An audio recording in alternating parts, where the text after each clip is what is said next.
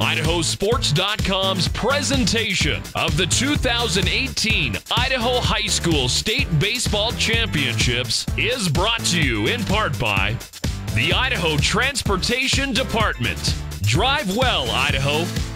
By Cable One, the face of fast.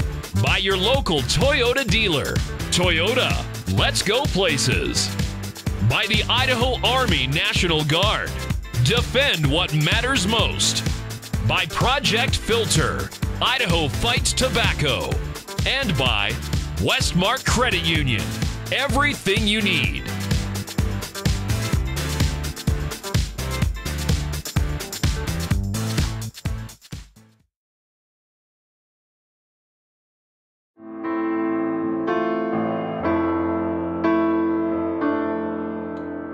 I just remember being in shock and just saying, no, not Bobby.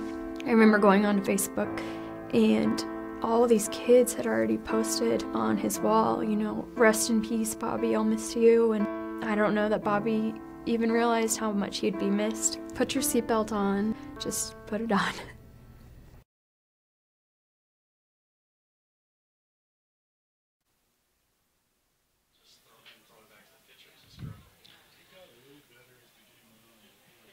3A baseball state semifinals here from Treasure Valley Community College in Ontario, Oregon. It is the Bonners Ferry Badgers and the Kimberly Bulldogs. Bonners Ferry is going to bat first, and they will be facing off against the right-hander for Kimberly, Connor Hafer. Hafer's defensive alignment around him, left to right in the outfield, Stover, Satterfield, and Jake Hardy. Costin at third, Phillips at shortstop, Christensen the second baseman, and Hammond at first. The catcher is Nate Bybee. The batting lineup for Bonners Ferry and their head coach Tom Turpin looks like this. Brady Bateman catches and leads off. Seth Bateman at second bats second. Shane Walker at first batting third. Chris Sabin, the shortstop, batting cleanup. Jared Fess, the right fielder, bats fifth. Mason Eby, the pitcher, bats sixth. Ty Bateman, the center fielder, batting seventh. Shamish Skeen batting eighth. In left field, Will Parr, the third baseman, bats ninth.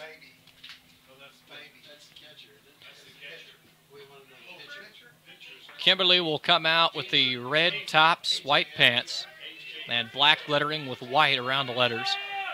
Bonners Ferry with their New York Yankees look. They are wearing pinstripes today with light blue sleeves and socks. For the visitors, the Bonners Ferry Badgers, number 33, Brady Bateman, the catcher, then Seth Bateman, the second baseman.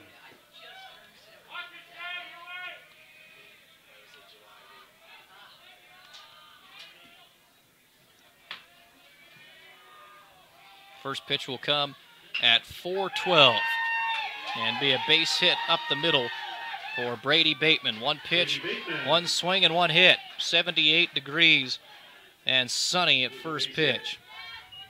Seth Bateman, the second baseman, then Shane Walker, first baseman, on deck.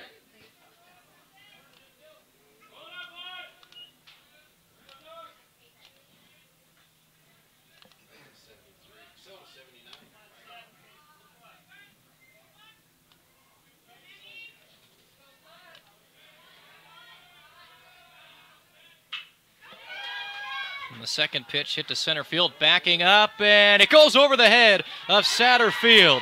Extra bases.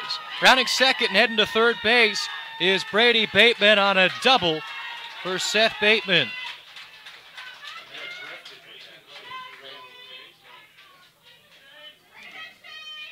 Shane Walker, the first baseman, then Chris Sabin. So Bonners Ferry has come out ready to hit here in the top of the first inning.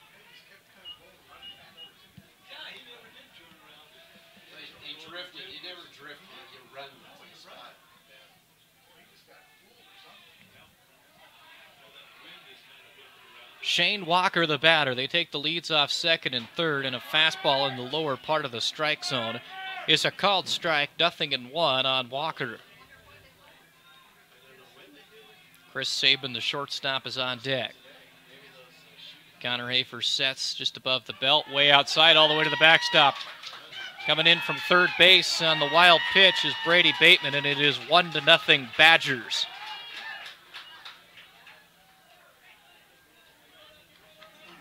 that didn't take long. Started the game 2 minutes ago, and Bonners Ferry has a 1-run lead. Officials, first base, Ted Bennett. At third base, Greg Bennett. And behind the plate, Tom Stalinovich. Those are the umpires.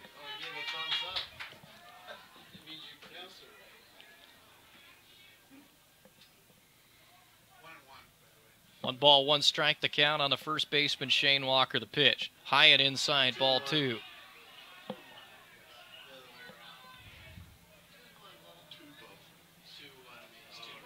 And it is getting toastier here, like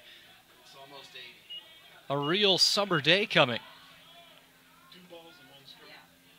As they're going to step Walker out of the batter's box. And Tom Turpin wanted to clarify the count, and it is 2-1.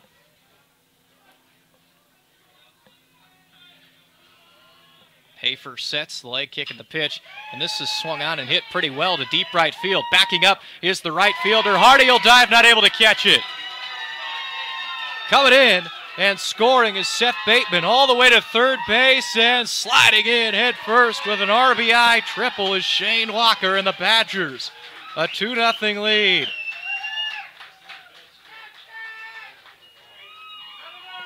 These guys look awfully sharp through their first couple of games here at the 3A state tournament with the bats, the gloves, and we saw it with Will Parr on the mound yesterday. And Connor Hafer has got to slow down the bleeding here in a hurry, as Chris Sabin, the shortstop, will be the hitter. Low, ball 1.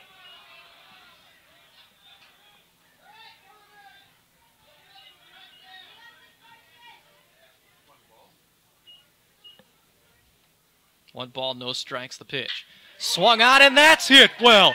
Oh, my word. Chris Sabin is going to clear the fence, get it up, and get it out of here. A 2-run shot for Chris Sabin, and the Badgers are pouring it on here early. It is 4-0. He ripped that one. No doubt about it. And they start the game a single, a double, a triple, and a home run, as everybody has scored so far that's come to the plate for Bonners Ferry.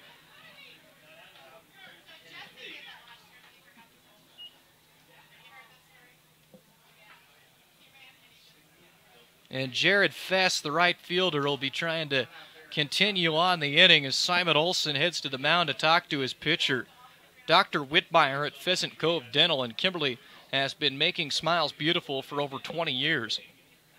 He offers a variety of services ranging from wisdom teeth removal, cosmetic dentistry, all the way to veneers, natural tooth replacement, dentures, and orthodontics. Dr. Whitmire and his staff are committed to helping you look, feel, and smile your best. Their office is easy to find in Kimberly at 702 Center Street West, or learn more about them at pheasantcovedental.com. The Badgers are out for their prey here in the early going. The fifth man to come to the plate is Fess. Pitch hit on the ground. It's going to be a tough play for the shortstop who gets it. Phillips throw across, not in time. An infield single for Jared Fess. 5 batters and 5 hits as Bonners Ferry is taking batting practice on Connor Hafer right now. And these are hard-hit baseballs as well. There have been no gimmies to this point. 4 runs on 5 hits. And it's Mason Eby, the pitcher, up to the plate. Hafer sets just above the belt. The pitch swung on and missed. It was in the other batter's box on a breaking ball, but he offered at it.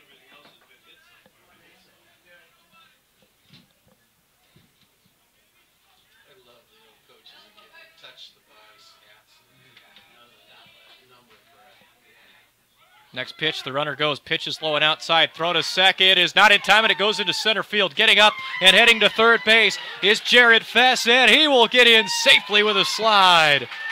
A stolen base at an error.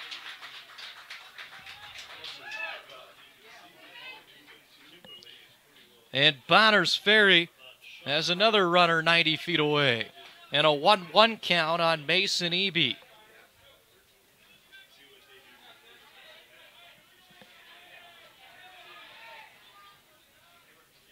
They have got their hitting strokes raring and ready to go in this one. That's fouled straight back off the bat of Eby. 1 ball, 2 strikes. Ty Bateman, the center fielder, is on deck. And then Seamus Skeen.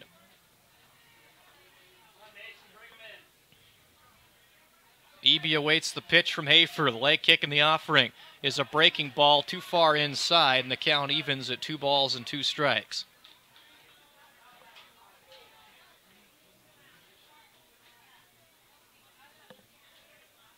Fess off a third. Nobody holding him on over there as Lars Christensen, or excuse me, Shea Costin is the third baseman. This is a slow blooper into right field. That drops in fair territory. Another RBI base hit, this time for Mason Eby. 5-0 Bonners Ferry. This looks awfully similar to that state championship game against Fruitland last year where they were pouring it on early with all kinds of runs. Grizzlies came back and won that game, but you could see the great bats that the Bonners Ferry Badgers bring out there. And so far, been no exception. Ty Bateman, the center fielder now. Top to bottom, it's as good of a lineup as you're going to see. Low and outside, runner goes to second, and it's a looper throw by the catcher, Bybee. No chance, and a stolen base for Mason Eby.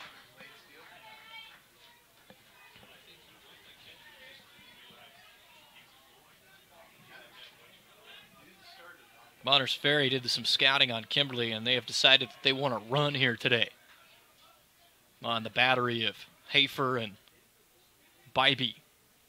Swing and a miss. 0-1 to Ty Bateman, the center fielder.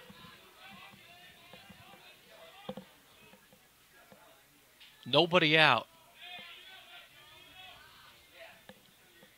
7th man to come to the plate. The pitch. Swung on, it's a high chopper. That's going to be tough as well. Right up the middle, and Phillips can't get it. Base hit, as he didn't have much of a chance at it, and it puts runners on the corners with nobody out. I don't know if I've ever seen going straight through the lineup, everybody with a hit. Not just getting on base, but so far everybody has gotten some kind of a hit. Seamus Skeen and Will Parr, the last two, to try and make it 9 for 9. Seamus Skeen, the left fielder in the box. Pickoff throw to first base, sliding back in safely is Ty Bateman.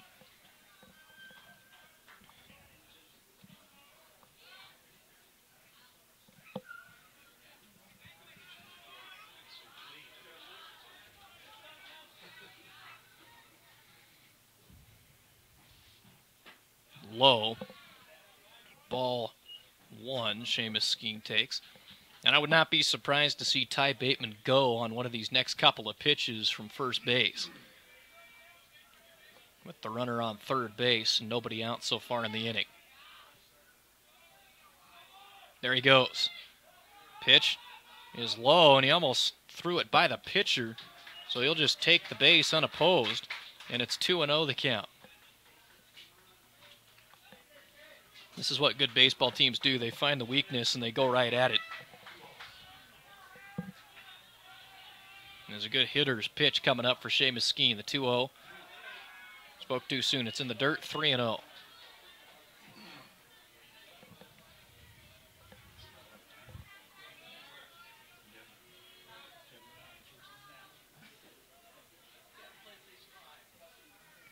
.30 pitch. Right over the middle for a called strike, 3-1.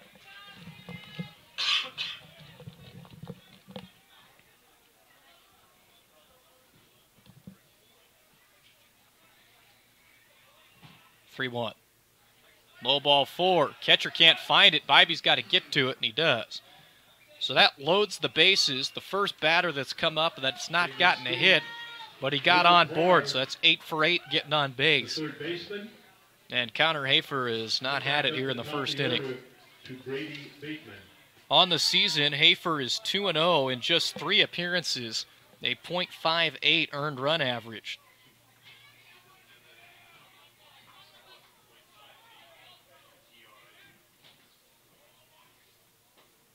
So not a ton of work for him. He's only thrown 12 innings this year. First pitch is a strike, and you got to wonder, Kimberly has some other pitchers as well, how long of a leash she has. Breaking ball outside, 1-1. Still nobody out in the inning, and the bases are juiced. This is the 9th man to come to the plate.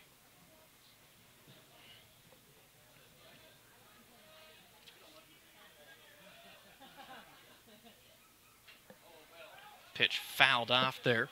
Makes the count 1-2.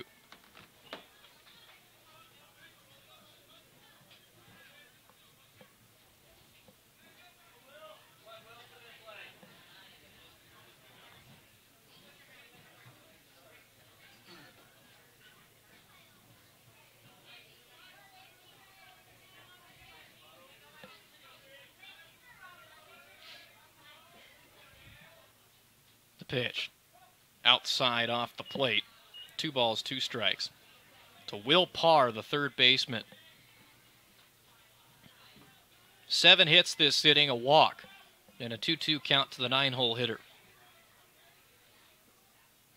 High and inside, ball 3.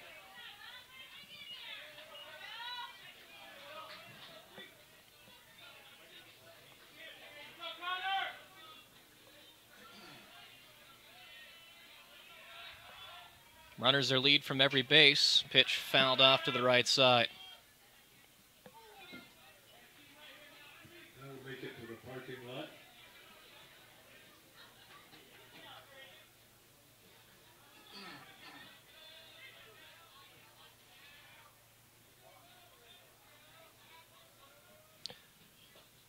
Low, ball 4. And I have him down for 27 pitches, and he has yet to record an out. As walking in from third base is Mason Eby, and the bases are loaded still for the top of the order. 6-0 Bonners Ferry, as the first 6 men that came to the plate have all come in to score. And Brady Bateman back up again. He singled and scored. Way inside, and it hit him. There's another run. Bateman is hit by the pitch. 7-0. That forces in another run.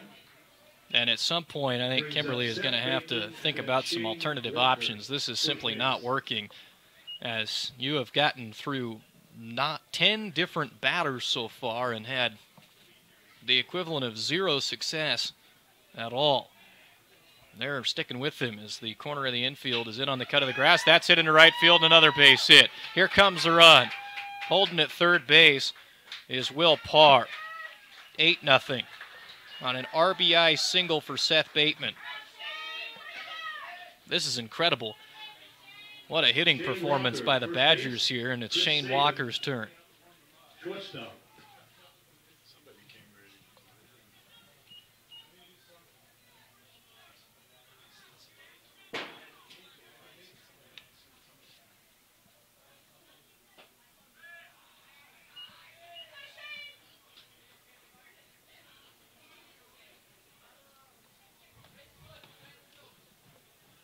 One ball and no strikes to Shane Walker, who tripled RBI and scored this inning. Swung on and hit foul to the right side, 1-1. You're continually putting pressure on the pitcher, who is over 30 pitches already this inning. I think his ERA is going up. As he's had to work incredibly hard and has not gotten any outs yet, has Hafer. The 1-1 pitch. Low and outside in the other batter's box, 2-1. And you got to credit Bonners Ferry, obviously. They're unloading on the baseball here. 8 hits.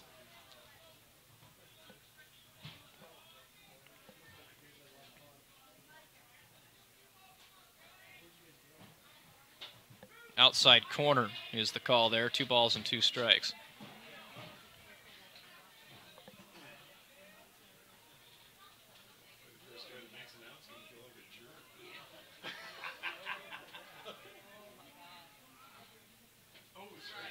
And strike 3 called. So finally an out. Shane Walker is the first man to be retired here in the top of the first inning. And he goes down looking. And it's Chris Sabin. He had a 2-run homer in his first at-bat. Now he's got the bases loaded. has a rare opportunity to get 2 homers and 6 RBIs in his first 2 at-bats in the same inning. He'll take a base hit here. Swing and a miss, 0-1. Fantastic shortstop as well. He can hit, field, throw, he can do everything. Talented athlete.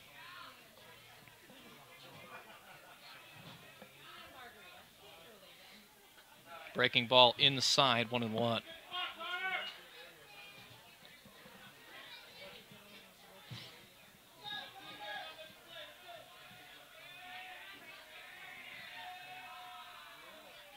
Runners are leads.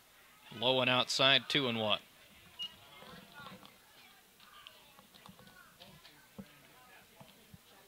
This is a well-oiled machine for Bonners, their 13th man to the plate this inning. 2-1, count in Saban's favor. Pitch is high and inside, ball 3. 2 men have walked, the guy's been hit, 1 strikeout, and 8 hits.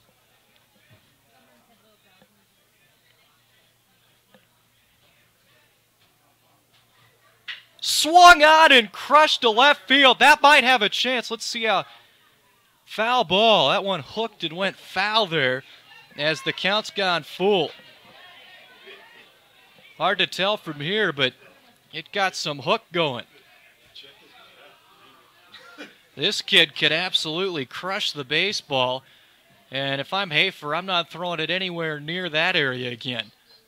The pitch is right there again. He loops it to left. It's going to be catchable. Coming in to make the catch is Stover. Tagging from third base is Will Pard. He'll score. 9-0 Bonners Ferry. But there are 2 outs in the inning now as the runners stay on second and first. Sack fly F7. Out number 2. Stepping in now is Jared Fess, the right fielder. Mason Eby, the pitcher, on deck.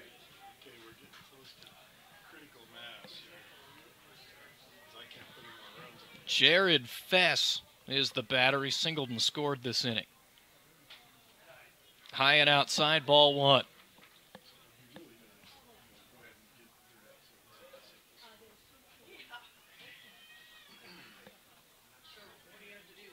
don't know. I think that just shows a 0, but the total runs is each ball. So it'll show a 0, but the total runs will still say 10. It should be all right. We'll see. We're about to find out, I think. So just pretend I'm doing what I'm supposed to be doing. Runners off first and second, the pitch. Swung on, hit in the air, that's playable. Coming in is the right fielder, and he'll make the catch. That's Jake Hardy for out number 3. Not before 14 Bonners Ferry Badgers go to the plate in the top of the first inning. 9 runs on 8 hits. Yeah, you heard that right. 8 hits in the first inning alone for Bonners Ferry. There was 1 error committed by Kimberly, and 2 runners were left on base. We'll catch our breath and head to the bottom of the first inning after what was a 21-minute top of the first. Back after this on IdahoSports.com. You're gonna win big at the Kootenai Casino and Spa. Now is a great time to plinko and spin your way to riches at the Kootenai Casino in Bonners Ferry. Every day in May, you can qualify for a chance to play Kootenai Plinko or Super Spins and win up to $1,000 in free bonus play. More bonus play means more shots and mega jackpots. And May is the last month we're offering $59 weekday room rates. So book your Kootenai Casino getaway by calling 888-YOU-ARE-LUCKY. You're gonna win big. Show your school spirit with a Vandal Debit MasterCard from P1FCU. With 24/7 access, you'll be able to use your card wherever Debit MasterCard is accepted, no matter where you are. Plus, with mobile wallets, pay your way using Apple Pay, Google Pay, Samsung Pay, or MasterPass. No matter where the road takes you, let us be your guide. P1FCU, your community, your credit union. Go Vandals!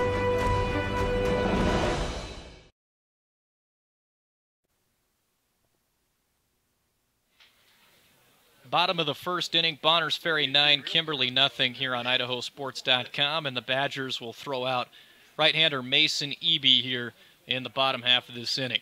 He'll face a lineup that looks like this: Andrew Satterfield, Austin Phillips, and Nate Stover, the top three of the order. Then it's Nate Bybee, the catcher, batting fourth. Nate Bailey, the DH, bats fifth.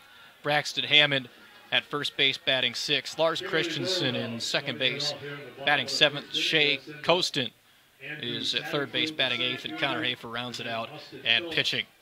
Left to right in the outfield, Skeen, Ty Bateman, and Fess. Parr at third, Sabat at shortstop, Seth Bateman at second, Walker, the first baseman, and Brady Bateman is behind the plate for the Badgers after a 9-run top of the first inning. The first pitch of the bottom half is in the dirt, 1-0.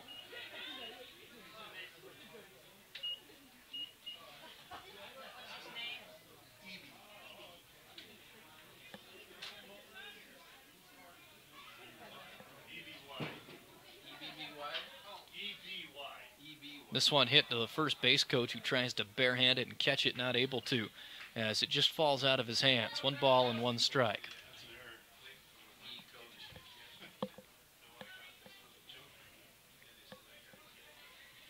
On Andrew Satterfield. Breaking ball is outside and high, 2-1.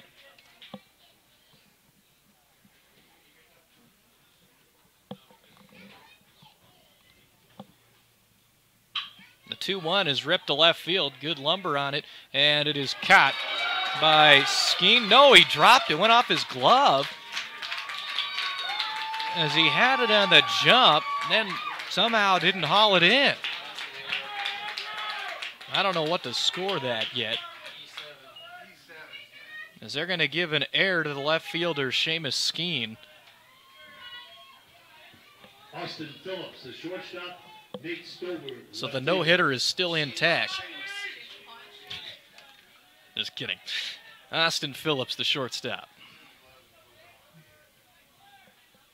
The pitch, fouled right back. 0-1.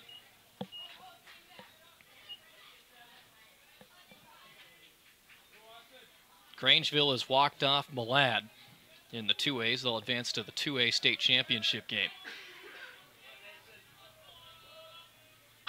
Pitch, hit right to third. They're going to get the runner and a run down. Oh, they're just going to go for the simple out. I guess with a 9-run lead, you have the benefit of being able to do that. So 5-3 on the ground out. Phillips is retired, and Nate Stover, the left fielder, will be the batter. Nate Stover, the left fielder, then Nate Bybee, the catcher.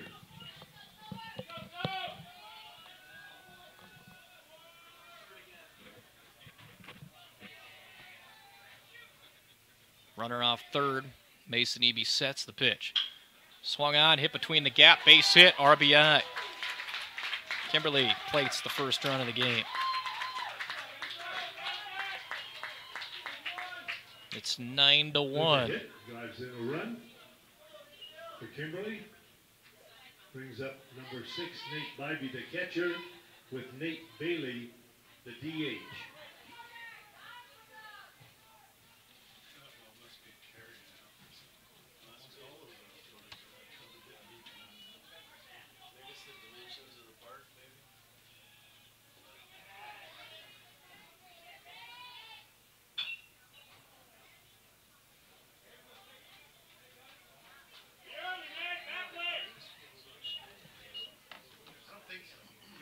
Fouled off to the left side. 0-1 on Nate Bybee.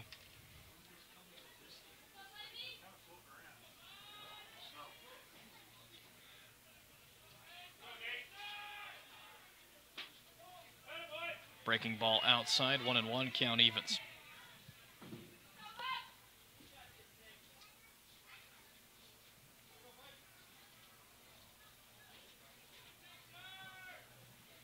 And home plate umpire will grant time, as Brady Bateman, the catcher, called it there, it looked like.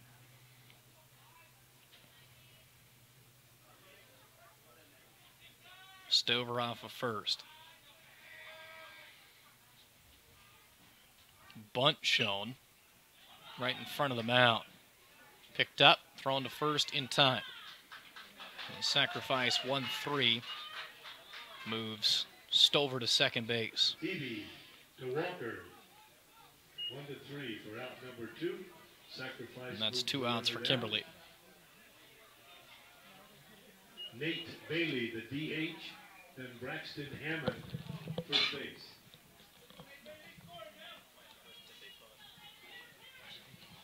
Didn't seem like it, but in the situation. So 2 outs here in the bottom of the first.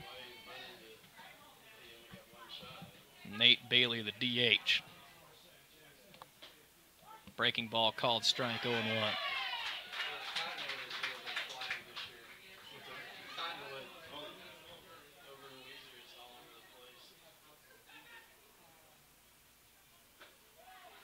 Brady Bateman snap throw to second, and just getting back is Nate Stover. It was a great play by Bateman there on the throw, but Saban was slightly late on the tag. 1 ball, 1 strike.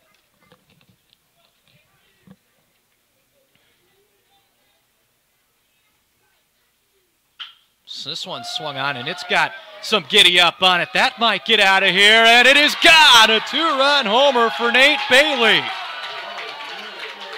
Ontario, we have liftoff. Second home run of the inning, and the first for Nate Bailey here in the state tournament. And it is 9-3.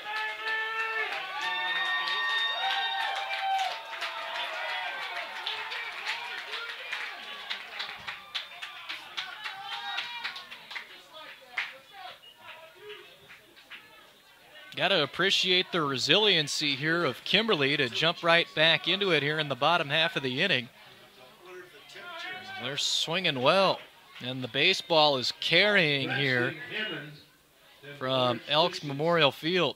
As Braxton Hammond, the first baseman, is in the left-handed batter's box. The pitch, lower outside corner for a strike, 0-1.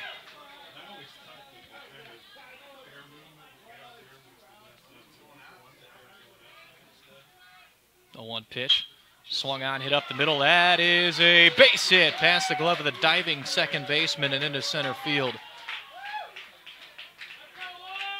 And a 2-out rally here for the Bulldogs.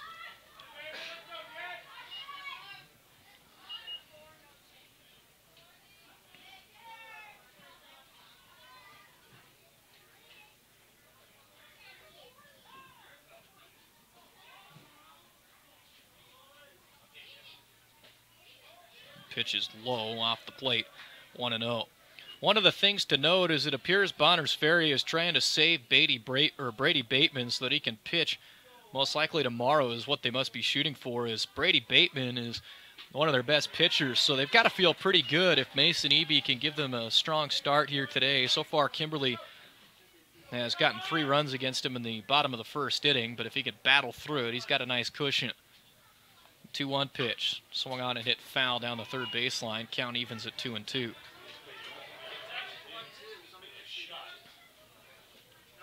Let's count, Mike.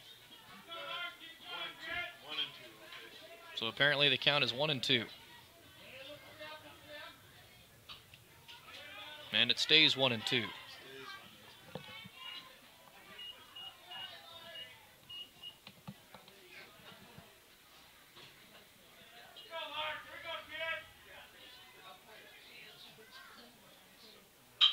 1-2, hit on the ground to shortstop. Chris Saban has it, throws to second, and that is the final out of the inning as they get the fielder's choice at second base for out number 3. 3 runs for Kimberly, and they come home on 3 hits. There was an error, and nobody is left on base. Top of the second inning, Bonners Ferry 9, Kimberly 3. We know a place where they bake everything fresh every day. It's right across from this great little deli, which happens to be right next to a great little butcher shop, and one of the best places in town for fresh seafood. Of course, you might expect to pay a little more in places like these, but you won't, because you'll find all these great little places in one great big place. Super One Foods, the first place to save. The Army National Guard is committed to keeping the country safe and our communities secure. Hundreds of thousands of citizen soldiers in every corner of America stand ready to respond to local or statewide emergencies. We protect the homeland. We are always there when called upon, and in every state and territory, we stand guard for our communities. Learn how to join at NationalGuard.com. Did you hear? You can get Cable One high-speed internet at an everyday low price. 100 megs, $55 a month, and save with free installation. Get the most out of your Wi-Fi. Call 855-CABLE-1 now.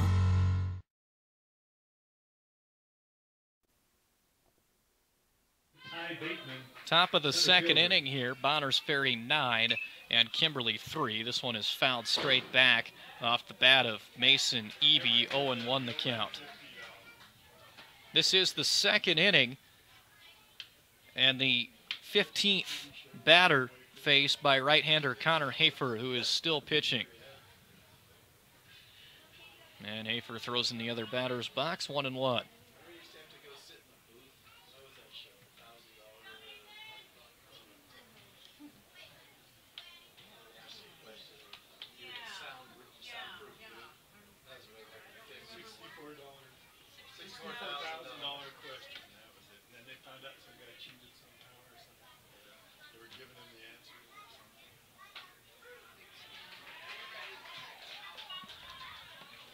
Called strike. Count goes to a ball and 2 strikes.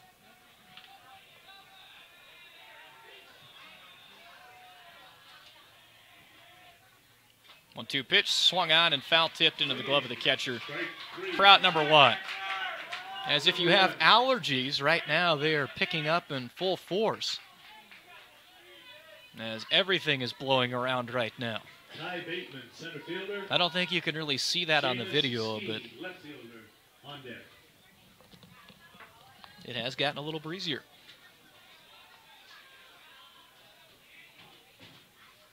Swing and a miss, 0-1 on Ty Bateman. Bateman, the center fielder, singled, stole second, and scored in the first inning.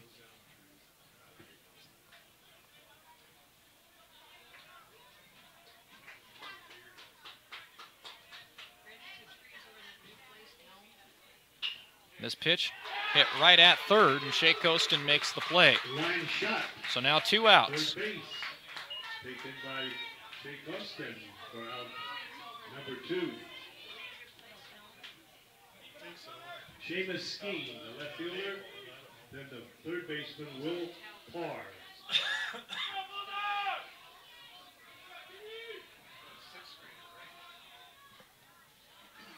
The pitch. Swung on and a high chopper to the middle of the infield. Takes a nasty hop. Nice play by Phillips. Throw to first. In time, he got him.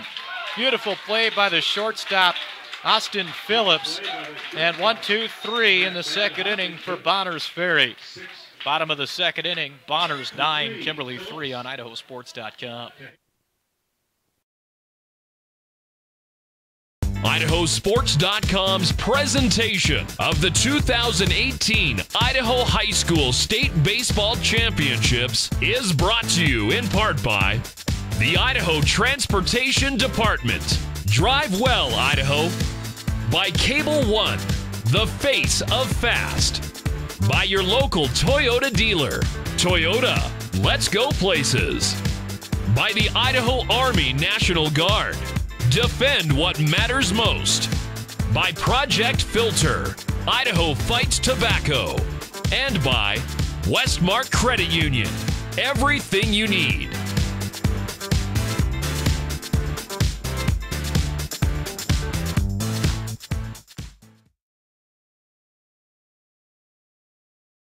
Army National Guard soldiers share in a commitment to serve their state and their nation in times of crisis. They serve part-time in their communities and have a stake in its continued security. To learn about the benefits of service in the Army National Guard, visit NationalGuard.com.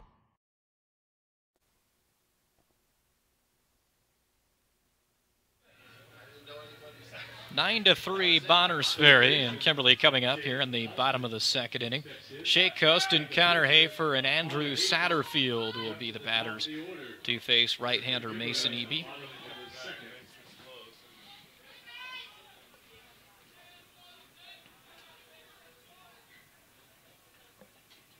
First pitch is low and outside, 1-0 to Shea Costin.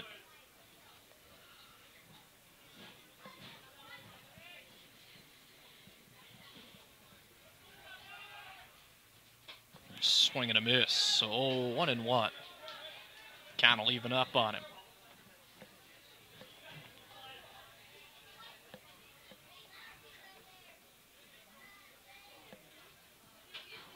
Swung on and shot foul into the on-deck batter's circle, 1-2.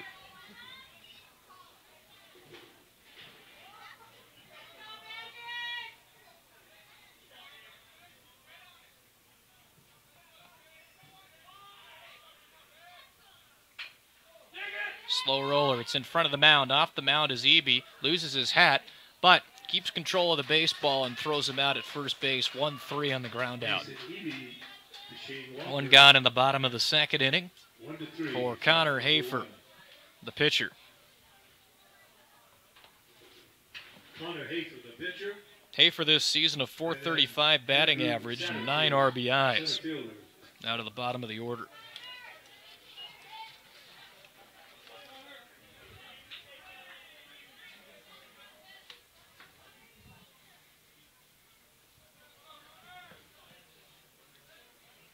Eby the wind up in the pitch, and Hafer hits it right on the ground. It's Saban. Nice job fielding it. Good throw and an out.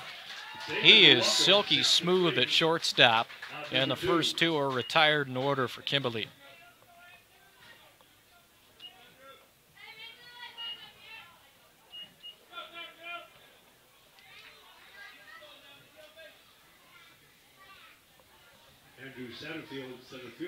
Top of the order, Andrew Satterfield reached on an error and scored in the first inning. Low blocked by Bateman, 1-0.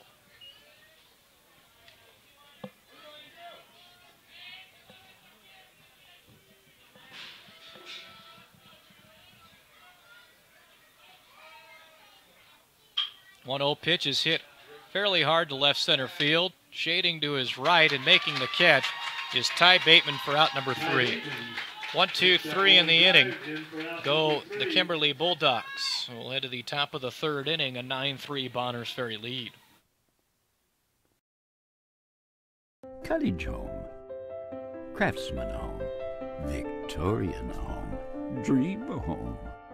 Your home, the Westmark Mortgage Center, with a variety of home loans tailored for everything you need. Toyota Tundra. As safe as it is tough. American-made and ready to work or play. For details, see your local Toyota dealer. Toyota, let's go places. Take the P1FCU 60-Day Challenge. You can try out all the benefits of our Good Sense Enhanced Checking Account for only $4.99. That's 50% off our regular price. What are you waiting for? Take the challenge today. P1FCU, your community, your credit union. Top of the third inning, Bonners Ferry 9 and Kimberly 3. Coming up for Bonners Ferry in the third inning, they will send Will Parr, Brady Bateman, and Seth Bateman. Each of the coaches a free bag and McHugh Sports sweatshirts for tournament participants. Established in 1947, Jack's Tire and Oil has earned a reputation for quality automotive and tire service delivered by a professional, friendly staff at an affordable price. Located at 172 Hankins Road South in Twin Falls, Jack's Tire and Oil looks forward to helping you with all of your automotive and tire needs. Find out more by going to jackstireandoil.com. Proud to support Kimberly baseball at state this year. As Will Parr fouls off the first pitch, 0-1 the count.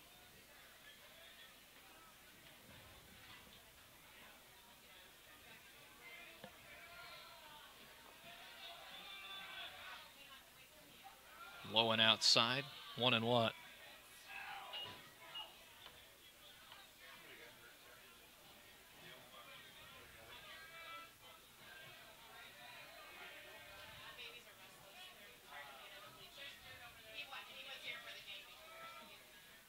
One is lower outside corner. He added some drama to that one.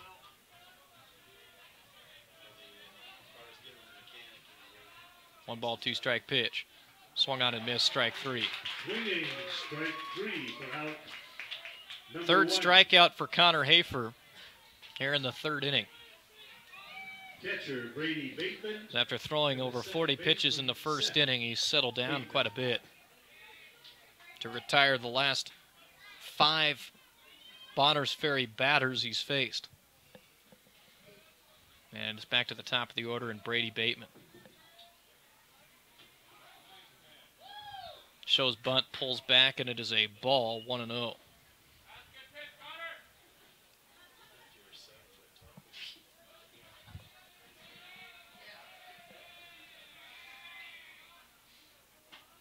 Is high, ball 2.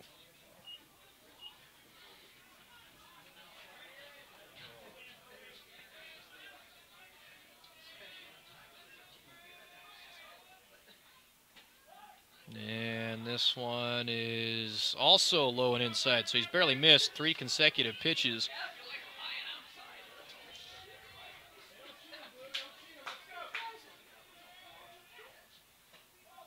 And apparently that's ball 4. He can't buy a strikeout there as he doesn't have enough quarters, so it's a 4-pitch walk, and Brady Bateman will be at first with 1 out.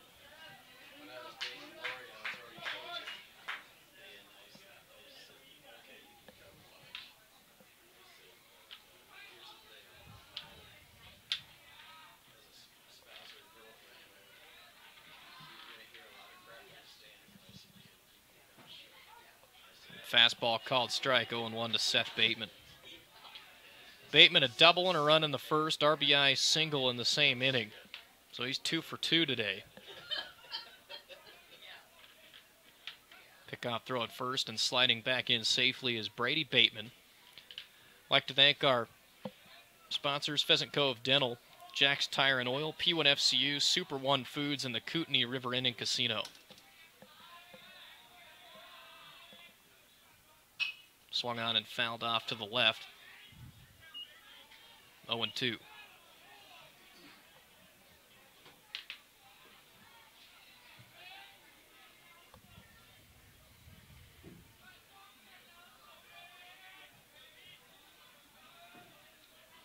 Look in by Hafer. Pitch hit on the ground right to where the shifting Christensen used to be. Hit into right field, a base hit. He was going to cover second base as Brady Bateman was in motion, and that left the right side of the infield wide open. And with the left-handed batter, that was a little unconventional defensively.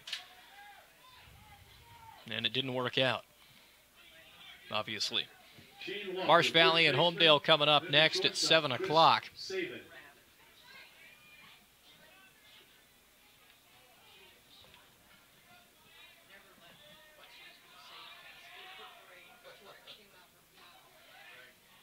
Fastball is a called strike, 0-1.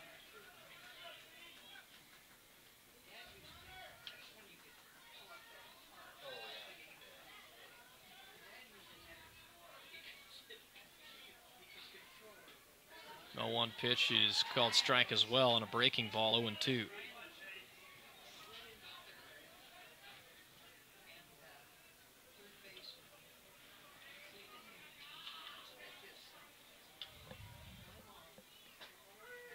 And a called strike 3. So for the second time, Shane Walker goes down looking as he apparently has a different perspective of the strike zone today.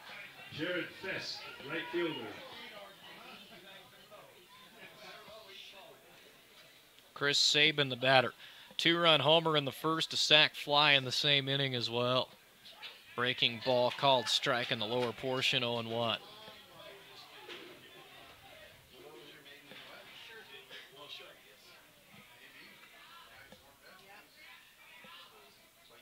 The pitch. Swung on and hit in the air in the infield and caught by Hammond at first base for out number 3. No runs in the inning on 1 hit. There were no errors, and 2 runners are left on base. Bottom of the 3rd inning coming up. Back after this on Idaho Sports.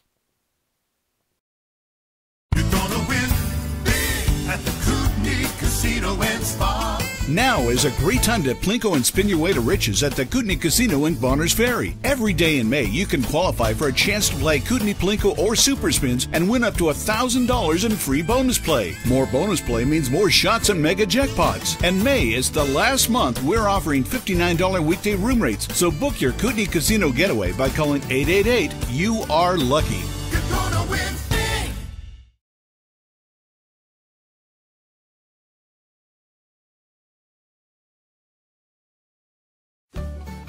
We know a place where they bake everything fresh every day.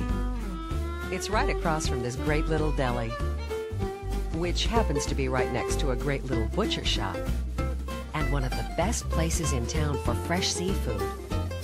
Of course, you might expect to pay a little more in places like these, but you won't, because you'll find all these great little places in one great big place. Super One Foods, the first place to save.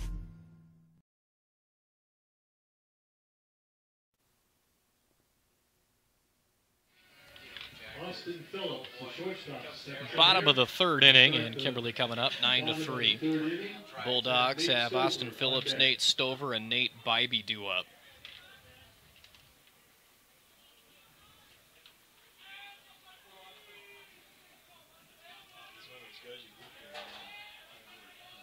Phillips grounded out to third in his first at-bat and takes ball one low.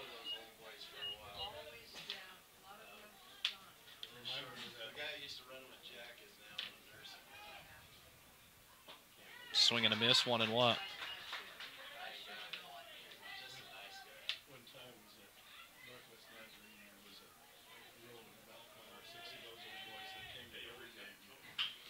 Swung on and chopped foul down the third baseline. Count 1 ball and 2 strikes.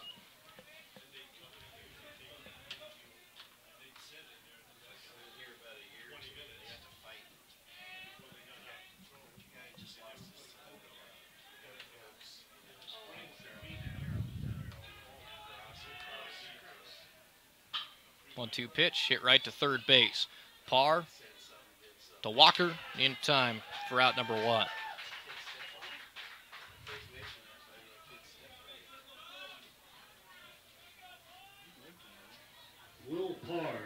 And Tom Turpin's going to come out and have a discussion. As I think that Shane Walker might have got his foot stepped on there.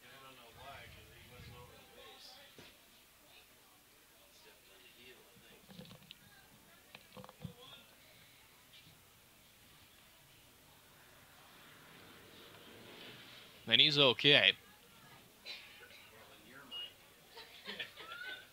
Well, Tom Turpin seems to think he's fantastic. He had about 2 seconds of words and left.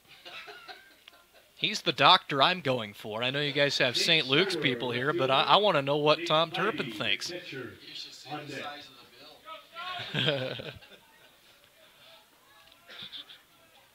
Nate Stover, the batter. 1 out in the inning, bottom 3. That pitch is hit hard but foul down the line, as that's going to go all the way to the fence.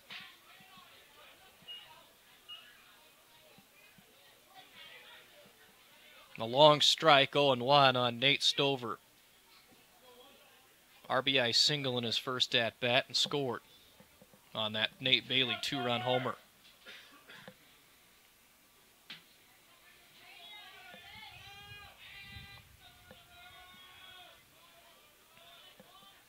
The 0-1. And that one hit hard again. This one's a little bit straighter, and it will be caught in fair territory for out number 2. As Seamus Skeen is there to make the catch.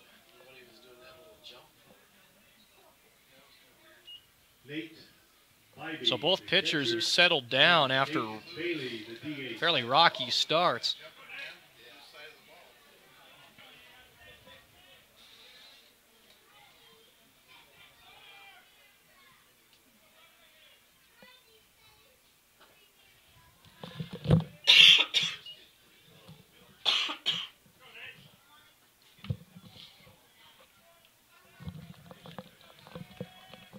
Ball 1, 1-0.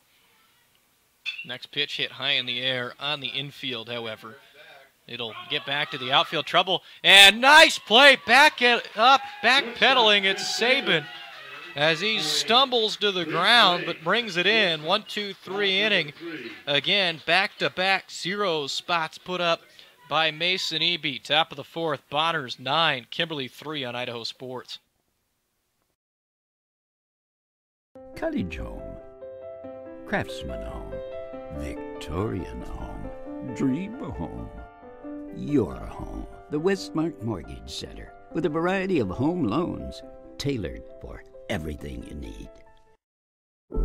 My name is Lisa, and I smoked for 16 years before I finally quit.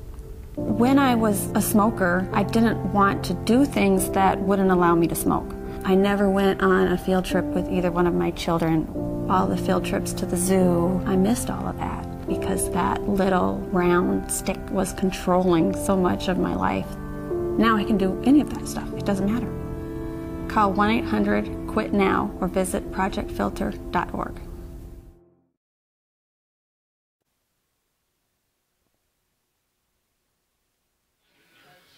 Nine to 3, Bonners Ferry, top of the fourth inning.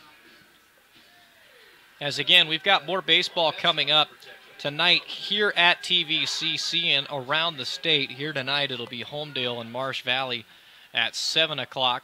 Up north in Orofino, the 1A tournament is scheduled to start at 5 o'clock. Prairie and Horseshoe Bend at 5, and Lapway and Potlatch at 7 o'clock, I think, as they had to turn that into a single elimination tournament as a result of weather. 5 and 7:30, that might be a better time for it. As it will be wrong team. Jared Fess leading off. He fouls it off 0-1. The right fielder, then the pitcher, Mason Eby. Still Connor Hafer on the mound for Kimberly.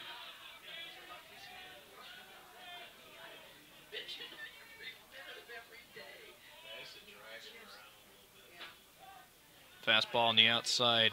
Okay, never mind. That is not on the outside corner. 1-1.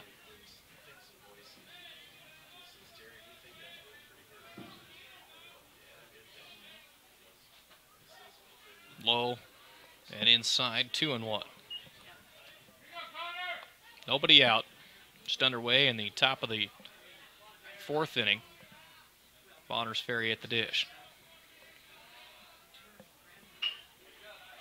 Swung on and hit to third, and it eats Costin up alive. E5 on Shea Costin. Second error of the game for Kimberly. Another one came back in the first on the catcher. By way of the error, Mason Eby, the pitcher, then Ty Bateman steps in.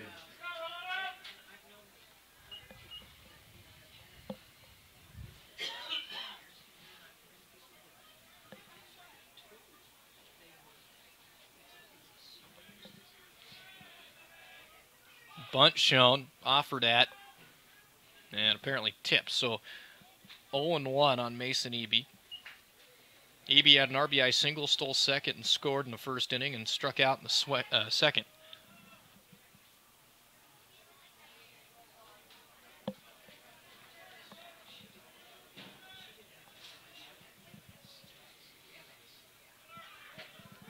Runner goes, pitches a called strike, 0-2. Stolen base by Jared Fess. Bybee was not able to get a grip on that.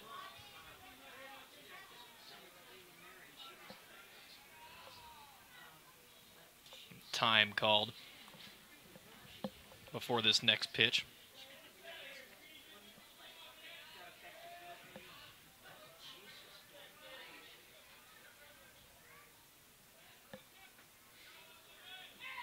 Step off the mound and look the runner back to second.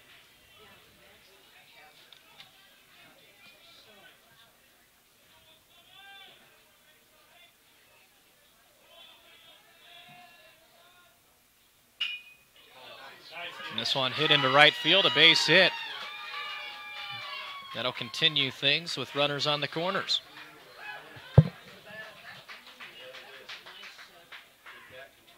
Nice bit of hitting there by Mason Eby. Ty Bateman Center fielder steps in, then Seamus Skeen, the left fielder.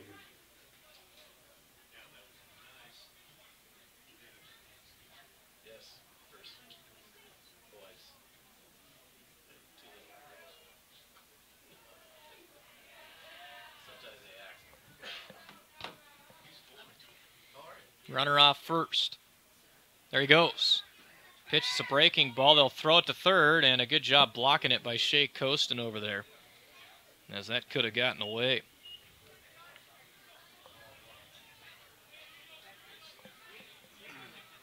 One ball, no strikes. The pitch was out of the zone.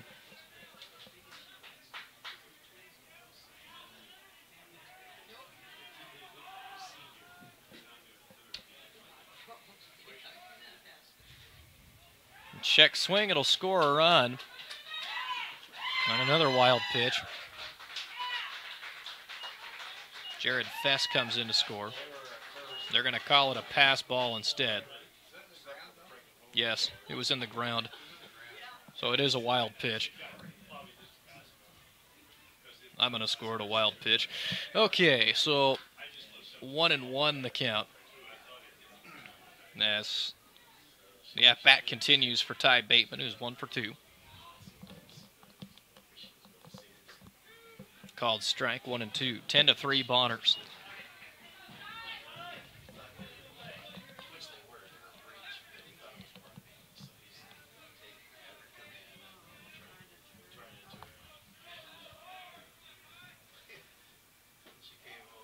Low and outside, 2-2.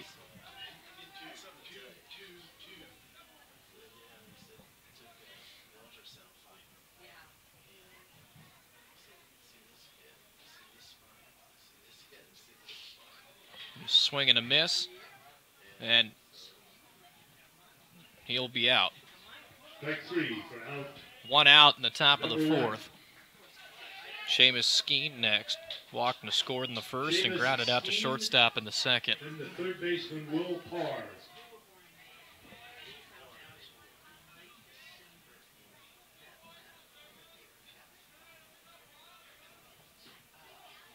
Low, ball 1.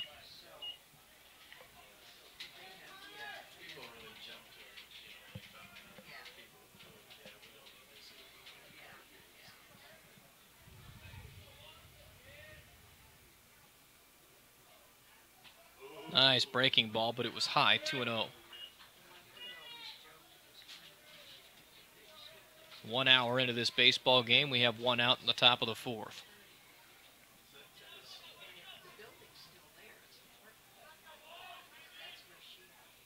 Bunt shown. Skeen gets it down to the right side. It's foul, though, and it'll be 2-1.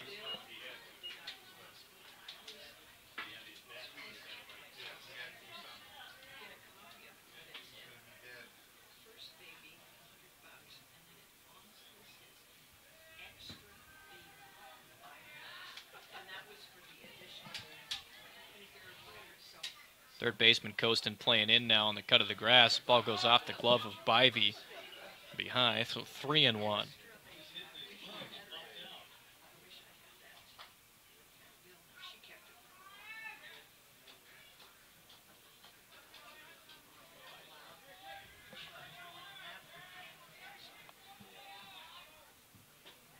Low and outside, ball 4. 1 out walk for the Badgers in the top of the 4th inning. We got runners on the corners for Will Parr. Walked in the first and scored and struck out swinging in the 3rd.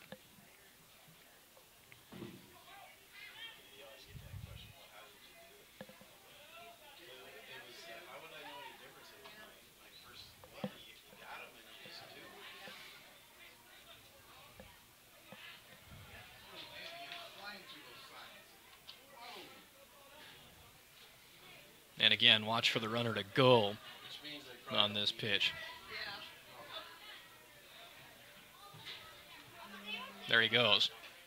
Low and outside, and the throw is to the pitcher. So again, another swipe for Seamus Skeen this time.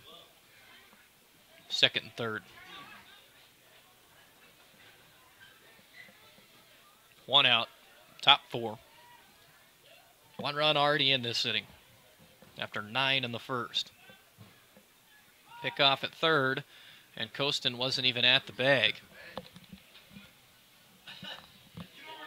That pickoff had 100% danger potential and 0% potential of actually getting the guy back to the bag or perhaps picking him off. Fastball outside to Will Parr, 2-0.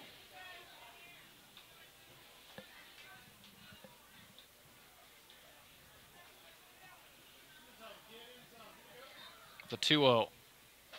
Check swing and he went, 2-1. Connor Hafer has yielded 10 runs, 8 earned so far. And I don't know what's going on right now. So he decided to throw it, even though he had already disengaged from the rubber. So they're playing catch with it on the infield here during live ball action. 2-1. Outside corner, strike 2. 2 balls, 2 strikes.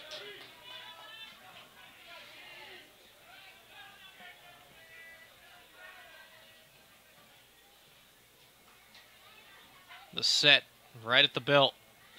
And it is outside, ball 3. Count's gone full with runners on second and third.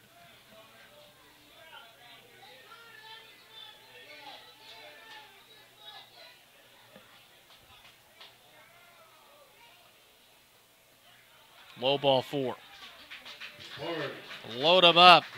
Badgers everywhere. Load the bases. Now up to the top of the order. Brady Bateman, the catcher, and then Seth Bateman, second base.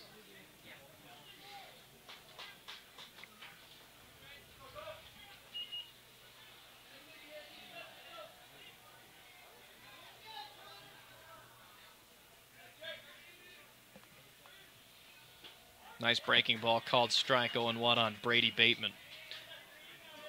Brady has reached base all 3 times he's been up and scored a run. Hit by a pitch, walk, and a single. Low, 1-1.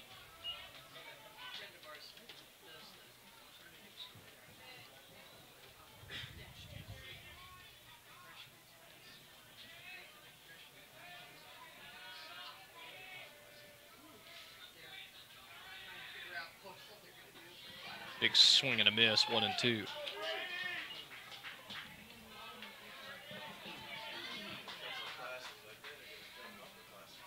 And with 1 out in the inning, if he can get a strikeout here, Brady Bateman, or perhaps a pop-up on the infield, he'll feel pretty good about it. Will Connor Hay for the pitch. Swing and a miss, strike 3. Brady Bateman down swinging for out number 2 here in the top of the 4th.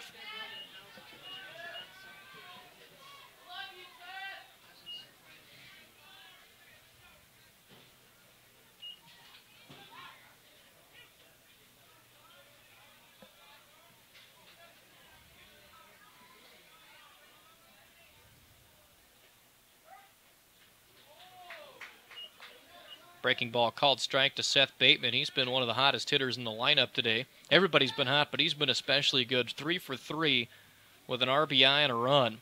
Also has a double back in the first inning. Eby off of third, Skeen off second, and Parr off of first base. They try to pick out throw at third, and they don't get him. As Shea Costin ran right into the glove, or right into the body, excuse me, of Eby with his glove. And yet, somehow, the foot of Eby must have slid in there.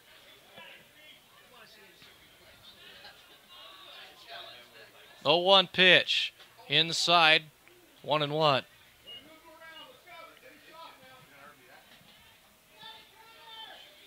Shane Walker's on deck. He's got an RBI triple and 2 looking strikeouts.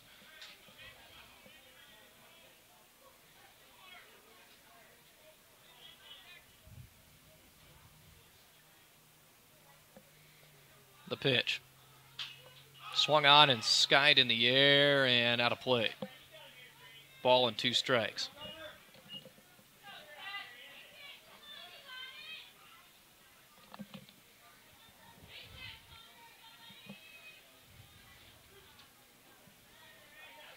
Bonners Ferry's had threats in every inning except the second when they went 1-2-3 the pitch. Swung on and fouled right at the plate. Count stays 1-2.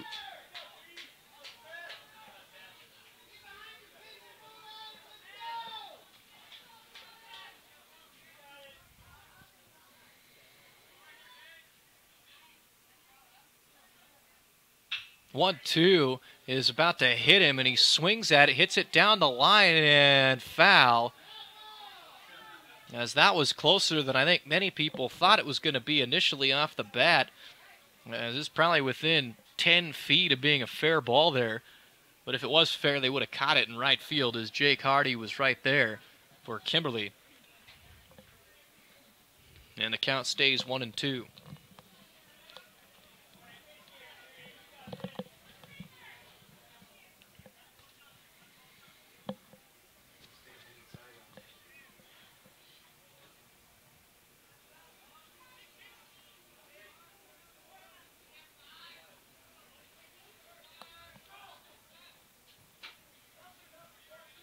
Fastball inside there.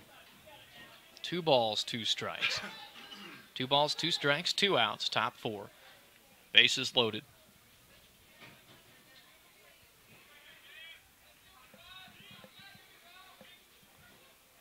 Can Hafer escape the jam?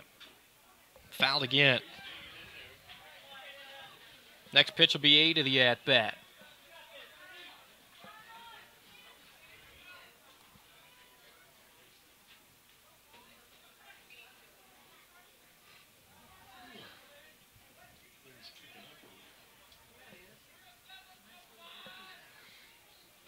And a check swing, he didn't go. And trotting in on a walk. And they decide to throw it away for no reason. And now what is Bonners Ferry doing? They're running between second and third, and now we've got a track sprinter chasing a runner from behind. Hopefully that was eloquent enough play-by-play for you. Yes. That was interesting. So count the walk.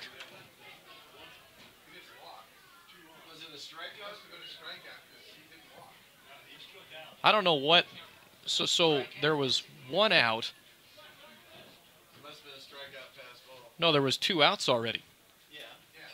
So the ball gets loose. No, I'm saying there was 2 outs before that, and then he struck out. So what was the call? How can you cross the plate and strike out for out number 3? Well, I don't. According to my book, Ty Bateman had struck out earlier in the inning. Brady Bateman had struck out the at-bat before. So that was 2 outs, and then if Seth Bateman struck out as well, that's out number 3.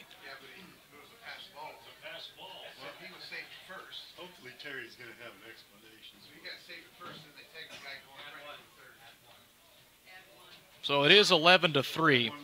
It is a strikeout for Seth Bateman. 2 runs in the inning. Now they're saying 2. That second one that came in right there. He didn't get there. 1 hit, 1 error, I had 1. and 1 left on base. So that was confusing as all get out. Bottom of the 4th, Bonners 11, Kimberly 3. You can bake it. You can chop it. You can carve it. You can slice it. You can juice it. You can dice it. You can trim it, ice it, soak it, burn it, boil it, shred it, sear it, or tear it.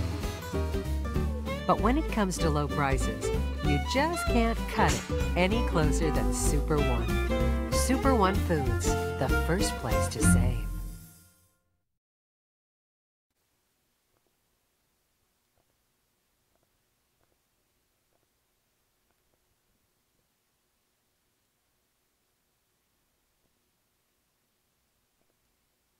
So according to the home plate umpire, that was actually ball 4, and then they came in to score 1 run, and then a guy was taken out between second and third base, and that was out number 3 of the inning. So we've got that sort it out to the best of our abilities there, as Bonners Ferry now has 11 runs in the ball game.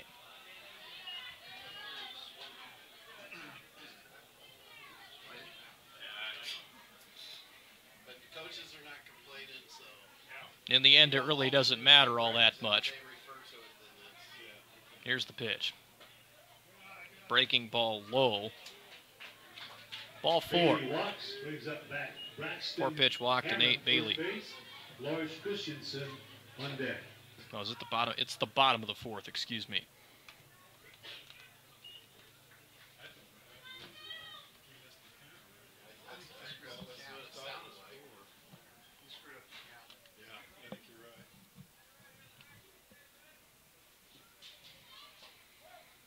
Breaking ball high and outside. 1-0 to Braxton Hammond, who singled back in the 1st.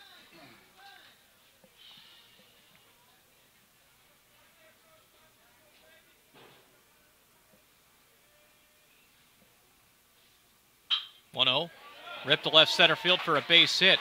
See if the runner from second can get to third base. And coach was waving him. He decided to not go. He was really not going full speed between the bases either, as Nate Bailey was, for lack of a better word, jogging almost to second. And then he saw the wave sign and didn't know what to do.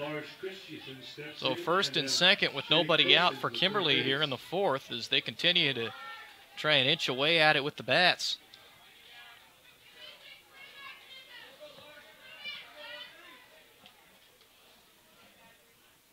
Lars Christensen up. Mason Eby still on the mound for Bonners Ferry. Lead off of first and second, the pitch. Inside, ball 1.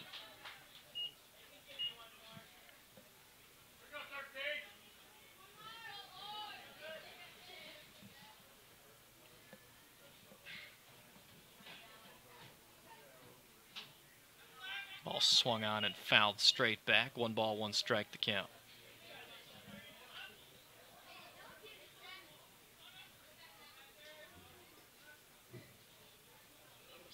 None of the base umpires are carrying a counter. They're pretty busy. Yeah, 1-1 is a called strike on the outside corner, 1-2.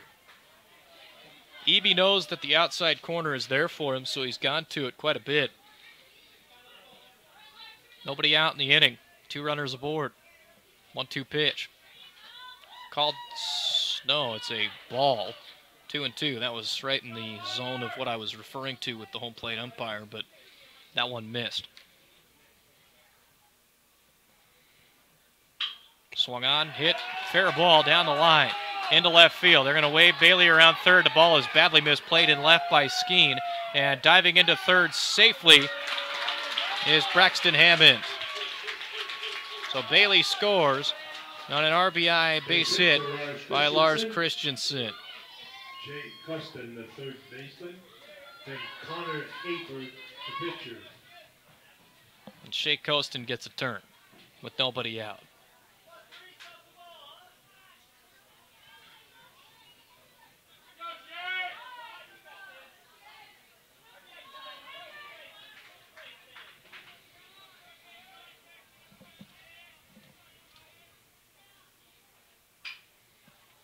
Rip right back to first base, and Walker will catch it in the air. First out of the inning as Costin is retired. Shane Walker for that number 1. Connor Hafer, the pitcher, and up the top of the order, Andrew Satterfield.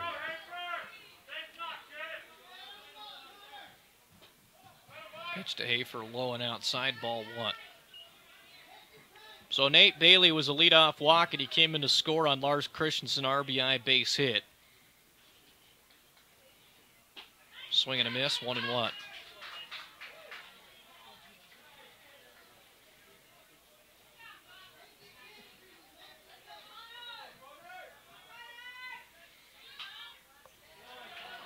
Ball hit into shallow left field. That drops in.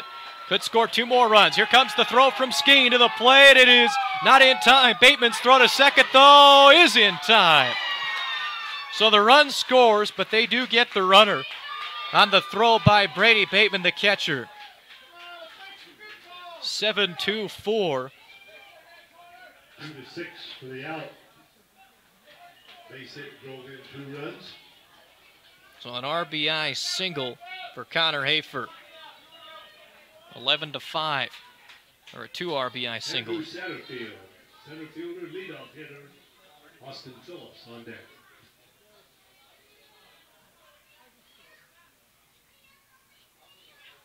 Check swing, and he did not go. 1-0. Andrew Satterfield reached on an error and scored and flew out to center so far today. Credit Kimberly, they were down 9-0 before they even grabbed the bats today. They have worked their way back a little bit into this. This one hit up the middle, and another base hit. Off the bat of Andrew Satterfield, who tries to get some 2-out magic going for him. Austin Phillips, shortstop, and Nate Stover, left field.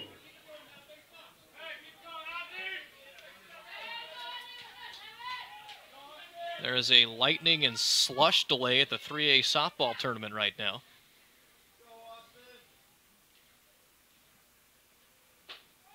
And that actually includes Bonners Ferry. They're creating a tent out there. 1-0 pitch. Hits him right in the back. So Austin Phillips is aboard. First and second, 2 outs. And that's going to bring Tom Turpin out of the dugout. See if he sticks with Mason Eby here.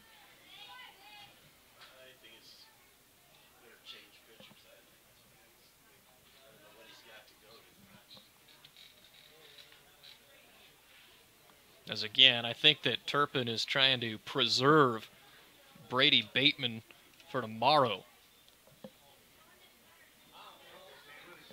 So they're going to stick with Mason Eby.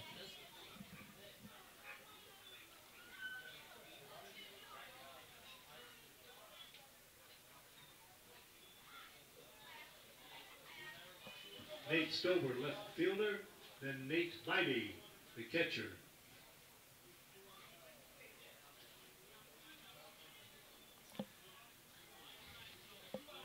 Stover, the 8th man to come to the plate this inning. He singled and scored in the first and flew out to left in the third.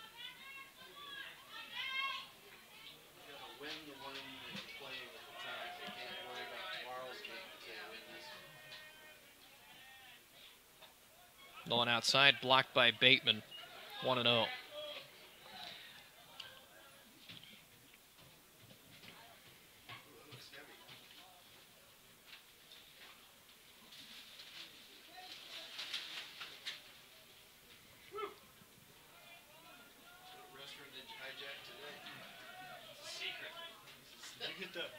Two outs in the bottom of the 4th. And that's a balk. He started the windup and then stepped off.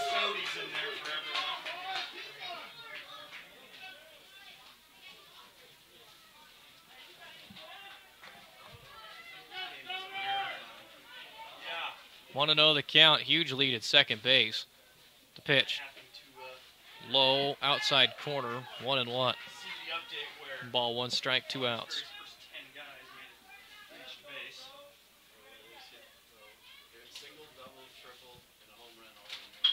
This pitch hit to right center field. Coming in on it and making the catch is Fess for out number 3. An exciting inning for Kimberly, but they are going to have to settle for 3 runs in that one. 3 runs on 3 hits. There were no errors committed by Bonners Ferry, and 2 runners were left on base. Top of the 5th inning, Bonners Ferry 11, Kimberly 6 on idahosports.com.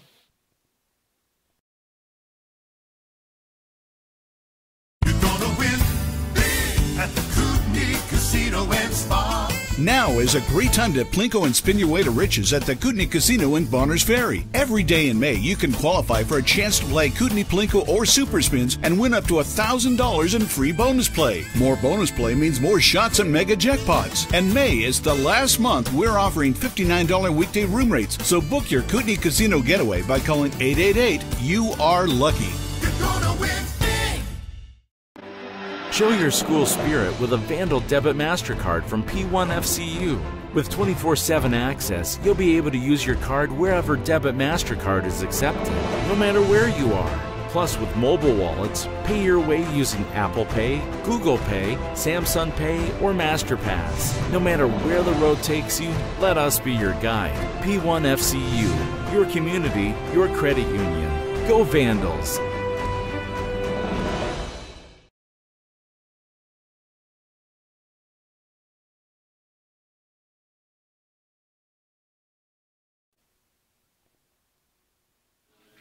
Top of the 5th inning.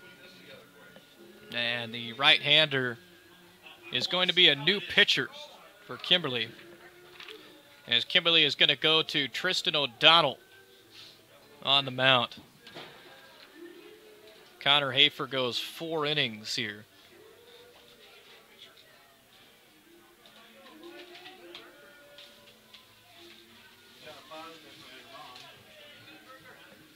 Let's see if there are changes beyond that. Number 9 is at second base, it looks like. Seth Bateman, second baseman, steps in. Is that a 9 or a 3? He'll be followed by We'll figure it all out here momentarily. Christensen is at third base.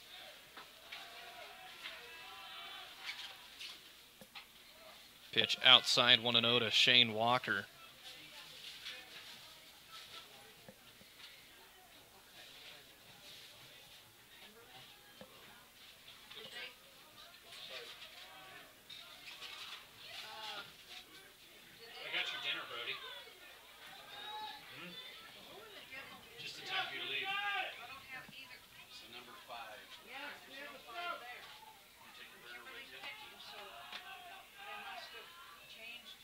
Tristan O'Donnell's next pitch is outside, ball 3, 3-0.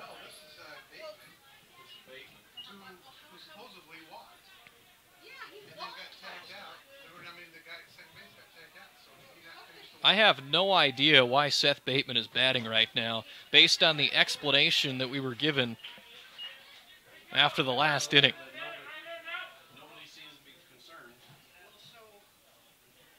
So Seth Bateman neither struck out nor walked, which actually makes a ton of sense.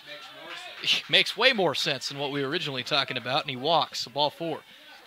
I think that's actually exactly what should have happened there. That's perfect. So all things are settled. He's a leadoff walk here for Tristan O'Donnell. Sorry for the confusion. We have changes everywhere, and nothing was reported. So nobody out here in the top of the 5th. Pitch is low, ball 1. Still trying to figure out who's where defensively for Kimberly. Looks like Phillips is still at short. Can't see the outfield from here. Right. That's what it looks like. So it was actually ball 3, which... Pitch is low, ball 2, 2-0.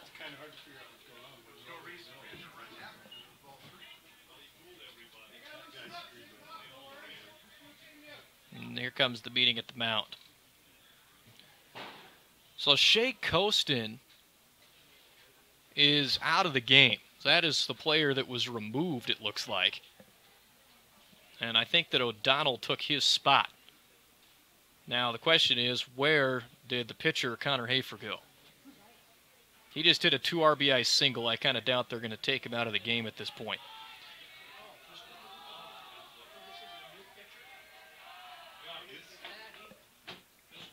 Next pitch is low. 3-0. He's thrown 9 pitches.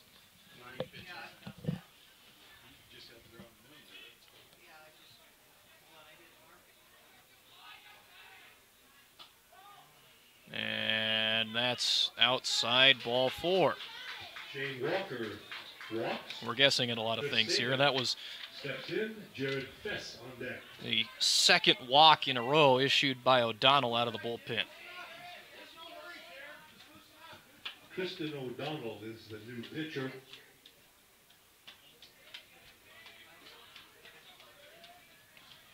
Chris Sabin, the batter, a 2-run homer in his first at-bat, a sac fly. This one off the plate, 1-0. Nobody out for Bonners this inning. They sent 14 men to the plate in the first inning and got 9 runs on 8 hits. Since then, they've been held to 2 runs by Kimberly pitching. That's low, 2-0. And he has come out of the bullpen throwing balls.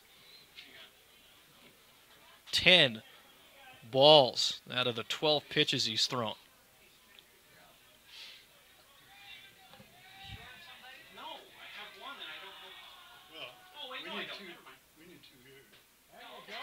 And low, 3-0. There's a burger in here. And this is also a burger? Yes. There's a burger and fries. So there's 2 burgers and a fry there. Oh, okay. 3 balls. Never mind. 3 balls. Thank you. 3 balls and no strikes on Chris Sabin, who's had himself a whale of a game again today. Strike, 3-1. We have our priorities.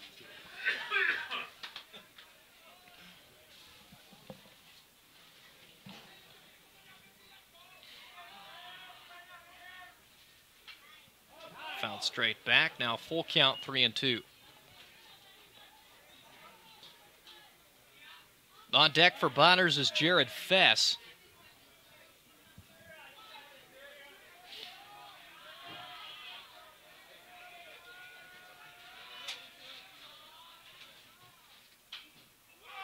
One skied in the air behind the plate. The count stays full.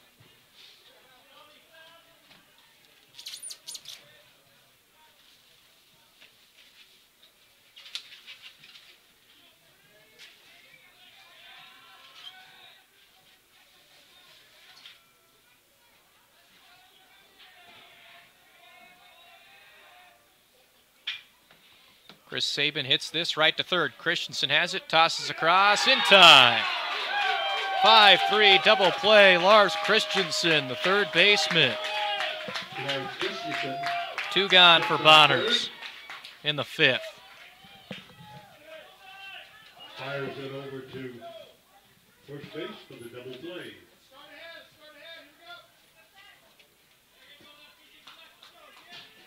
Jared Fess, then the pitch, then Mason Edie.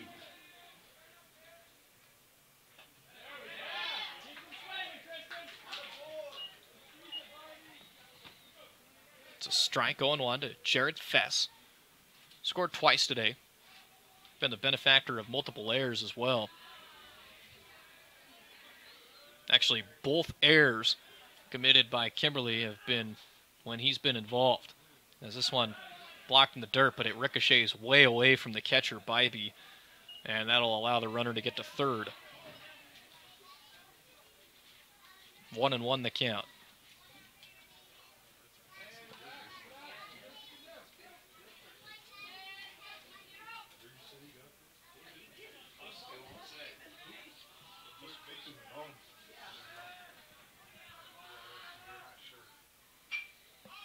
Fouled off to the right side, now to play. 1 ball, 2 strikes.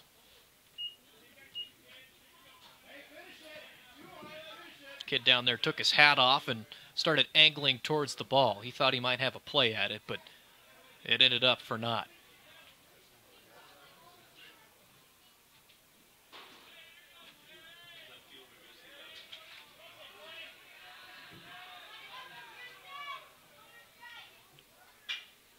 This one hit towards center field. Satterfield comes in, he makes the catch, and that's out number 3. A scoreless inning thrown out of the bullpen by Tristan O'Donnell after walking the first 2. No runs, no hits, no errors, and 1 runner is left on base. Bottom of the 5th inning coming up. Bonners Ferry 11 and Kimberly 6. We'll leave it right here and tell you that Dr. Whitmire at Pheasant Cove Dental in Kimberly has been making smiles beautiful for over 20 years. He offers a variety of services ranging from wisdom teeth removal, cosmetic dentistry, veneers, natural tooth replacement, dentures, and orthodontics. Dr. Whitmire and his staff are committed to helping you look, feel, and smile your best. Their office is easy to find in Kimberly at 702 Center Street West, or learn more at pheasantcovedental.com. And established in 1947, Jack's Tire and Oil has earned a reputation for quality automotive and tire service delivered by a professional, friendly staff at an affordable price. Located at 172 Hankins Road South in Twin Falls, Jack's Tire and Oil looks forward to helping you with all of your automotive and tire needs. Find out more by going to jackstireandoil.com. Jack's Tire and Oil, proud to support the Kimberly baseball team at state this year.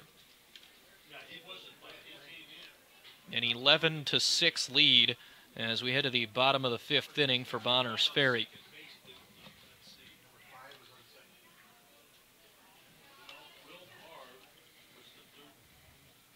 Two walks issued by Tristan O'Donnell in that last half inning, but that was all that happened.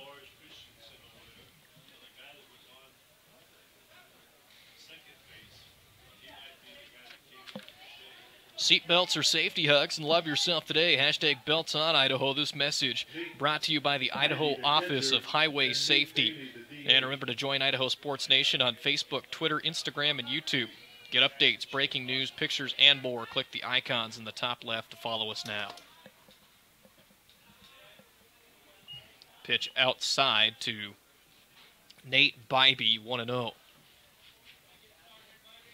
We'll probably have a better idea of the changes as Kimberly goes through their batting lineup here. 1-0 pitch. Swung on and missed, 1-1. Nate Bailey waits on deck. He's got a 2-run homer today, a walk, and 2 runs. 2 of the 6 for the Bulldogs. Pitch fouled off to the right side and off of the restroom sign.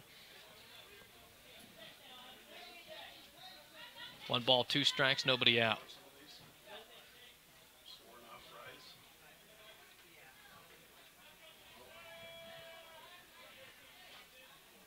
Swing and a miss, strike 3. Bateman will apply. No, he will miss the tag and throw to first, and he's safe. So he missed the tag, and that allowed Nate Bybee to get up there. That is an E2 on Brady Bateman. Nate Bailey, the DH. And a leadoff runner unconventionally for Kimberly.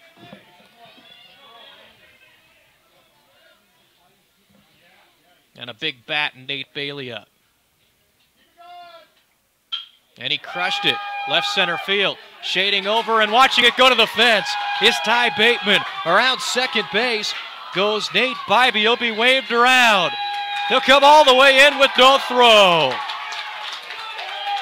And the catcher, Brady Bateman, cannot believe they didn't make a throw there, as they didn't even try to get Bybee rounding third base, as it looked like they might have had an opportunity, but Bonners Ferry trying to play it safe here with an 11-7 lead. And so still nobody out, another runner in scoring position, and Braxton Hemmond, the batter. He's reached twice today, a couple of singles and a run. Outside, ball 1.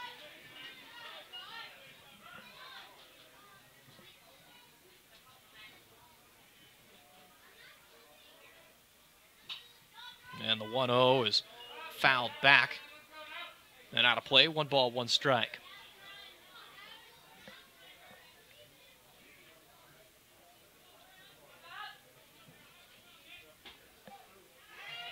And that pitch low, ball 1, 2 balls and a strike.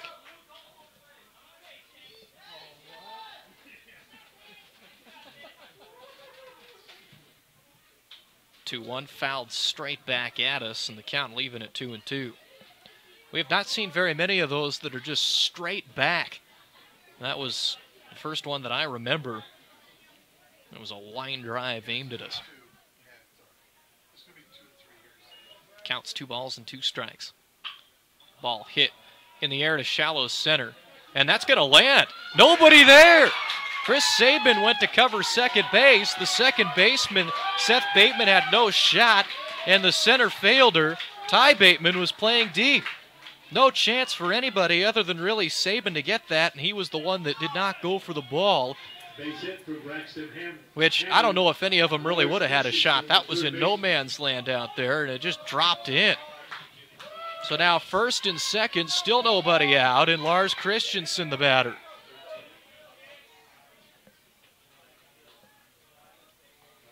Lars Christensen up to bat. And a step off by Mason Eby on the hill.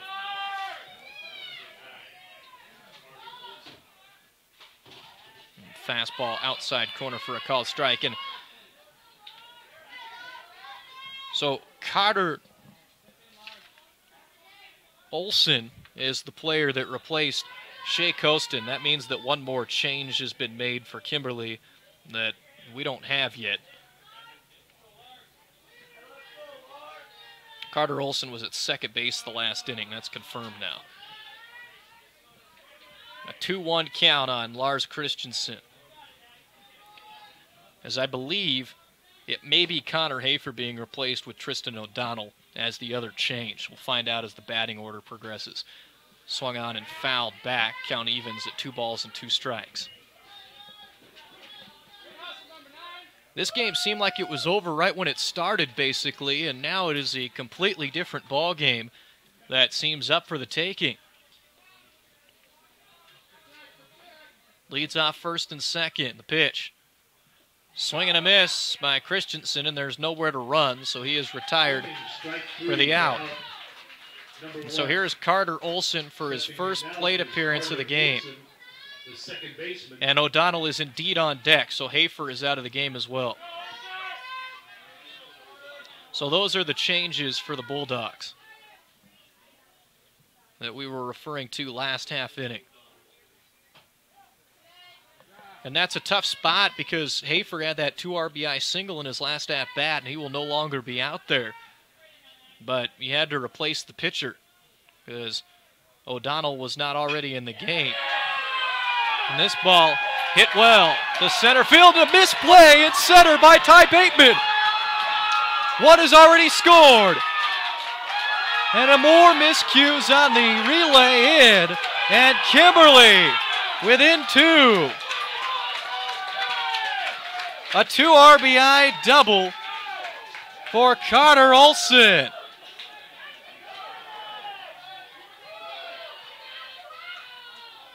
That's a way to come off the bench and make an impact for the junior Carter Olson. And now Tristan O'Donnell will try and do the same thing. O'Donnell, also a junior. Huge spot here with 1 out in the bottom of the 5th for the Bulldogs. The pitch, low and inside, ball 1. Well, this has gotten interesting quickly. Another good game here at the 3A state tournament. The lead at second, the pitch, skied in the air to shallow right field. That might land as well, but the right fielder does a good job getting over. Fess makes the catch, and that is going to be out number 2. And we're back to the top of the order. Tying run, Andrew Satterfield at the plate.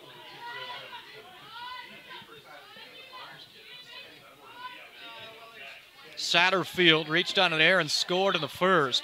Flew out to center in the second and singled and advanced to third. Back in the 4th inning. Mason Eby sets the pitch. Breaking ball, and it is low and outside, ball 1. A delayed strike 1. I was going to say lower outside corner for a strike, and then there was no signal for a while. And another delayed strike 2. 0-2. No balls, 2 strikes, and 2 outs. I'm going to start calling the strikes up here to expedite the process as they have a meeting of the minds out there between Brady Bateman and Mason Eby.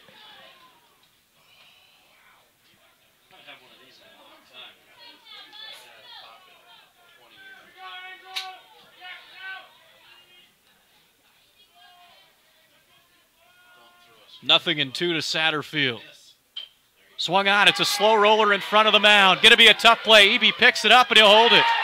Or, excuse me, he'll throw it. The window blocked my view. And it doesn't matter because it was an infield single anyways. So runners on the corners with 2 outs. As Eby would not have been able to get him, even if he made a perfect throw there, which it was pretty close to it.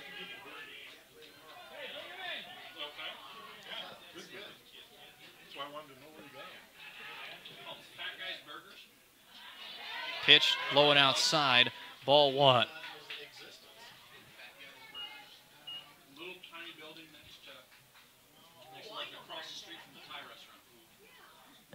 One ball, no strikes, 2 outs. Runner on third base, Olson.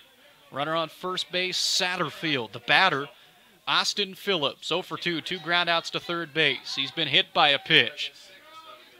The 1-0 pitch to Austin Phillips. Low and inside of the dirt, 2-0. Phillips is the 8th man to come to the inning here in the 5th. 3 more runs for Kimberly. They've had 3 in the 1st, 3 in the 4th, 3 in the 5th, and still an opportunity to add on. Low and outside, ball 3. And at what point does Tom Turpin try another pitcher here?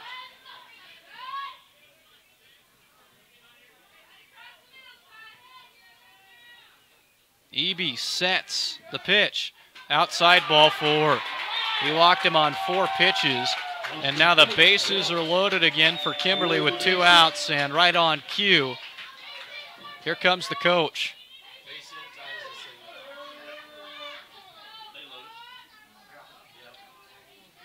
Now the mystery is, if he does go to somebody, who's he choose? So he'll take the baseball from Mason Eby, and he's going to bring in Chris Sabin from shortstop to pitch. We'll take a break and come back. 11-9, bottom of the 5 with 2 outs after this on Idaho Sports. You're gonna win big at the Kootenai Casino and Spa. Now is a great time to plinko and spin your way to riches at the Kootenai Casino in Bonners Ferry. Every day in May, you can qualify for a chance to play Kootenai Plinko or Super Spins and win up to $1,000 in free bonus play. More bonus play means more shots and mega jackpots. And May is the last month we're offering $59 weekday room rates. So book your Kootenai Casino getaway by calling 888-YOU-ARE-LUCKY. You're gonna win big.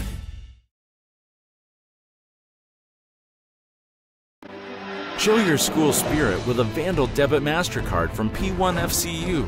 With 24/7 access, you'll be able to use your card wherever Debit MasterCard is accepted, no matter where you are. Plus, with mobile wallets, pay your way using Apple Pay, Google Pay, Samsung Pay, or MasterPass. No matter where the road takes you, let us be your guide.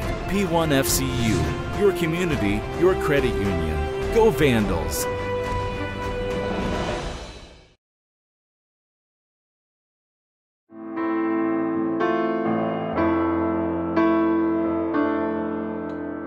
I just remember being in shock and just saying, no, not Bobby. I remember going on Facebook and all of these kids had already posted on his wall, you know, rest in peace, Bobby, I'll miss you. And I don't know that Bobby even realized how much he'd be missed. Put your seatbelt on, just put it on.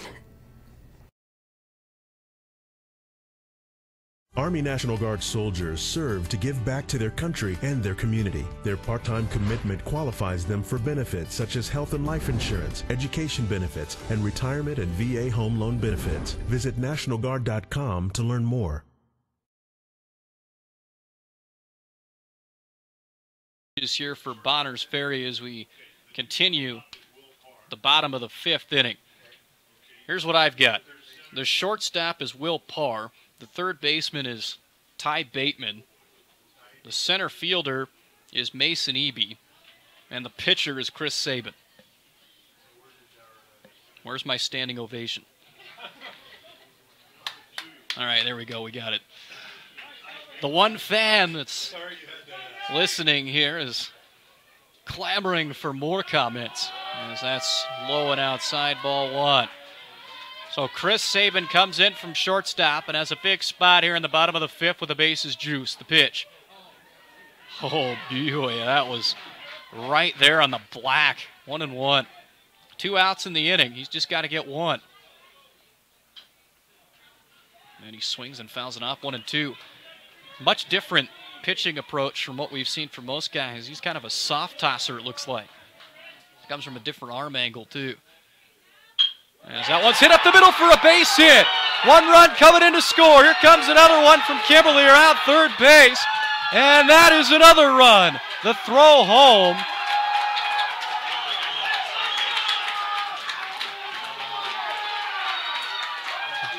Cut off, I believe. So 11-11.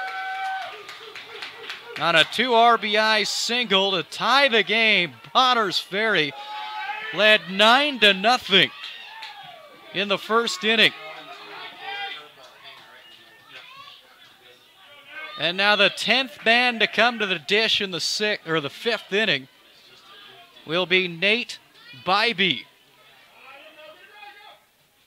Low and outside and a block by Bateman. 1-0. Nate Bybee, the hitter. Nate Bailey on deck. This has just come absolutely out of nowhere here as 2-0. A huge inning for Kimberly. 5 runs across so far.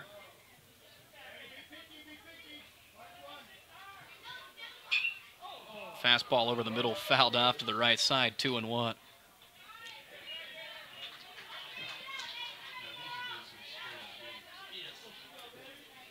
We're still just in the bottom of the 5th inning as well. Game started at 4:12, an hour and 49 minutes of action so far. The pitch hit on the ground towards shortstop. Gathering and throwing across is Parr in time for out number 3. They finally get out of the inning. Kimberly, though, gets 5 runs across, and they do so thanks to 4 hits in the frame. There was 1 error committed by the defense of Bonners Ferry, and runner left at second and third base. We'll head to the top of the 6th inning, 11-11.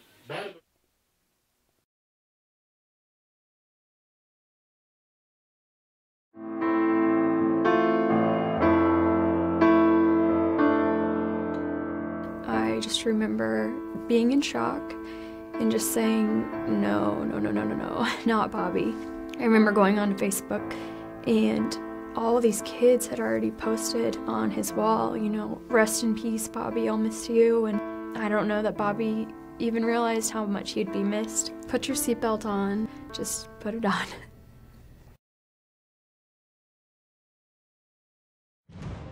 The Army National Guard is committed to keeping the country safe and our communities secure. Hundreds of thousands of citizen soldiers in every corner of America stand ready to respond to local or statewide emergencies. We protect the homeland. We are always there when called upon, and in every state and territory, we stand guard for our communities. Learn how to join at nationalguard.com.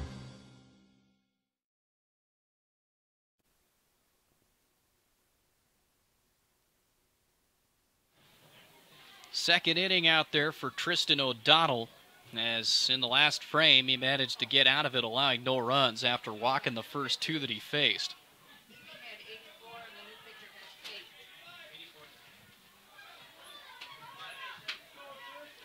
Mason Eby, Ty Bateman, and Seamus Skeen, if anybody reaches Will Parr for Bonners. First pitch low out of the zone, 1-0. Steps in here. Top half of the 6th inning. 22 combined runs and 21 hits.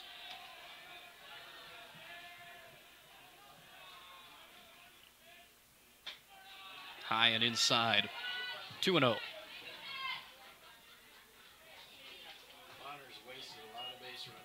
Last game tonight will be Homedale and Marsh Valley. 7 o'clock expected start. It'll probably be later than that based on this game.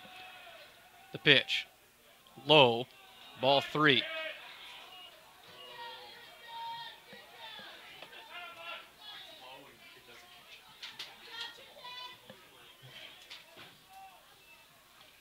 3-0, nobody out. Pitch called strike, 3-1.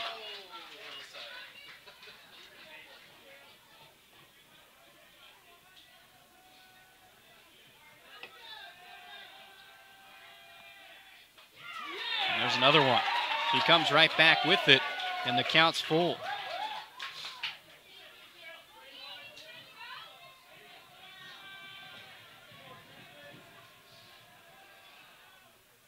Swing and a miss. Strike 3. He went at one that was nowhere near the zone.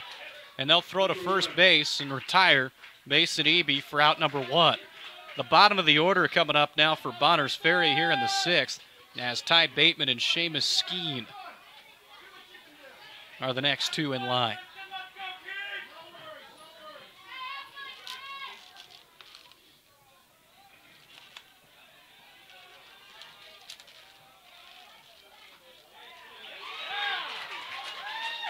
Ty Bateman, the third baseman, to be followed by Seamus Skeen, left fielder.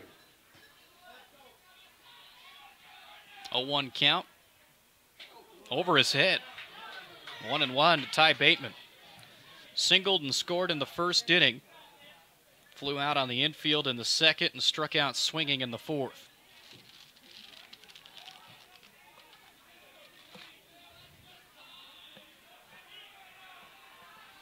The 1-1. Low and inside, ball 2. And Tristan O'Donnell is doing a good job of working every different part of the plate right now, as the ball is all over the place. Hard to pick up anything as a hitter when it's not in the same spot 2 times in a row. Right back to him. Throws to first in time for out number 2. And don't look now, but with 1 more out, Kimberly will have an opportunity in the bottom of the 6th to give themselves a lead and then potentially have a top of the 7th where they can close this one out, which is remarkable considering the way that the game was playing out earlier. They've come all the way back from a 9-run deficit. The pitch. Swung on and hit to right field. Right at Jake Hardy for out number 3. A 1-2-3 inning for Tristan O'Donnell. No runs, no hits, no errors, and nobody left on. Bottom of the 6th after this. Take the P1FCU 60-day challenge. You can try out all the benefits of our Good Sense Enhanced checking account for only $4.99. That's 50% off our regular price. What are you waiting for? Take the challenge today. P1FCU, your community, your credit union. Cottage home, craftsman home, Victorian home, dream home, your home. The Westmark Mortgage Center, with a variety of home loans tailored for everything you need. Army National Guard soldiers share in a commitment to serve their state and their nation in times of crisis. They serve part-time in their communities and have a stake in its continued security. To learn about the benefits of service in the Army National Guard, visit nationalguard.com.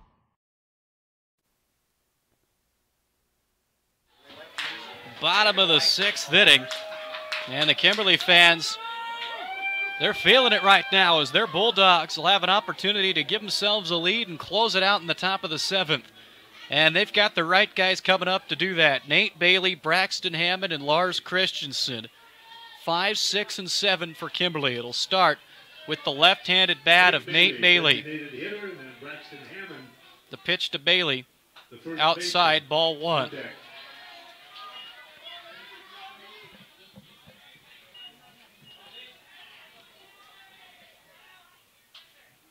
Fouled straight back again. 1 ball, 1 strike.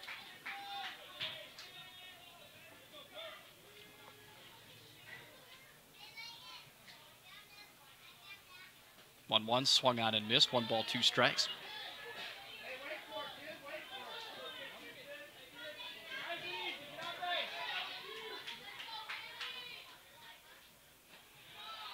Low this time. 2-2.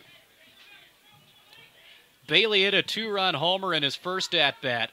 RBI double in his last at-bat. He's also singled and scored, so 3 for 3 today. Swung on, and this is a soft roller foul down the first baseline. Stays 2-2.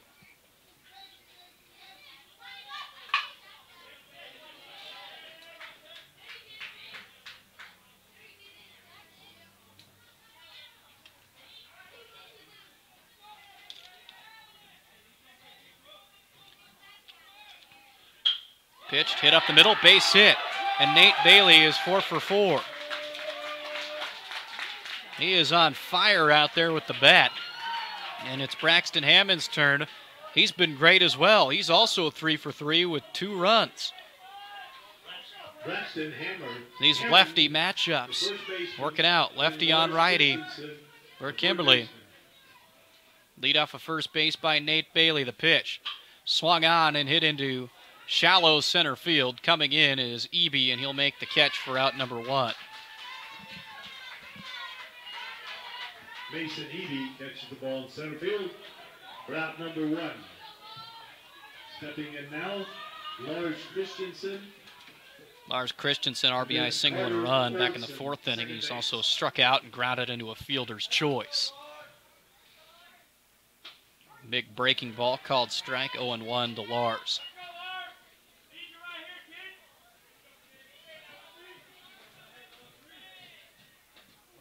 Swing and a miss, 0-2.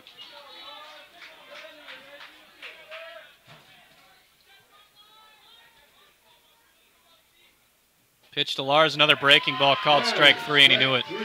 That was nasty by Chris Saban on the breaking ball.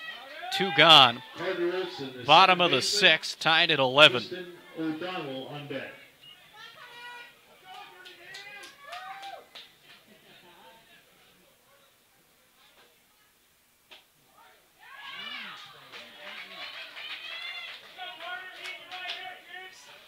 Horseshoe Bend and Prairie is streaming live now. That game started in the 1A ranks.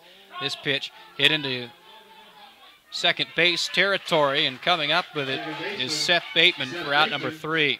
Takes that one for out number 3. No runs in the inning on 1 hit, no errors, and 1 runner left on base. We head to the top of the 7th, tied at 11 here from Treasure Valley Community College in Ontario, Oregon. Soldiers in the Army National Guard live up to a set of time-honored principles.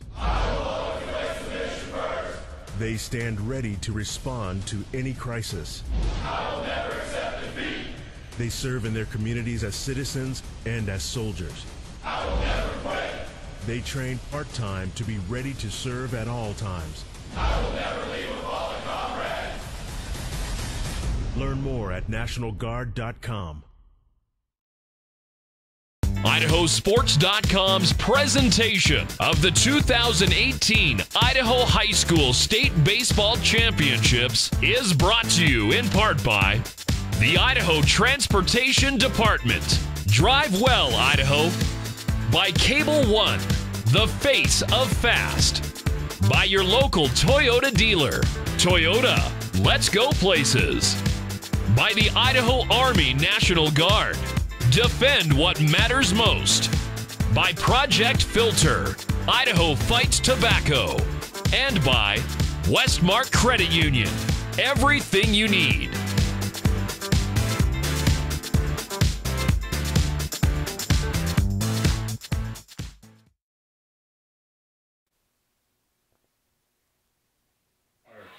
Top of the 7th inning.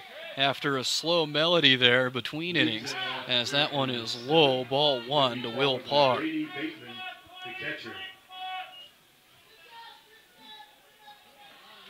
Playing the music the opposite of the situation.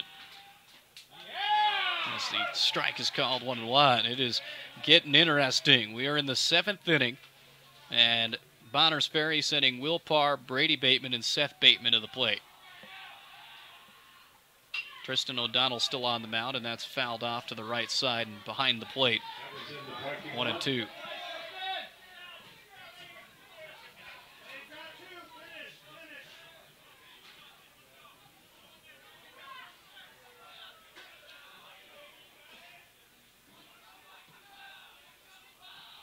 The 1-2 pitch with nobody out in the top of the 7th. Swung on and hit up the middle. That is going to be into center field for a base hit. A leadoff single for Will Parr here in the 7th. Will Parr's single brings up Brady Bateman, the catcher, then Seth Bateman. So somebody is going to have to step up big with the bats here for Bonners Ferry to give them the lead back. And Brady Bateman He singled and scored in the first, hit by a pitch the same inning, walked in the third, and struck out swinging in the fourth. First pitch, runner goes, shows bunt, pulls back, throw to second is not in time. Stolen base for Will Parr. One ball and no strike. Or excuse me, one strike.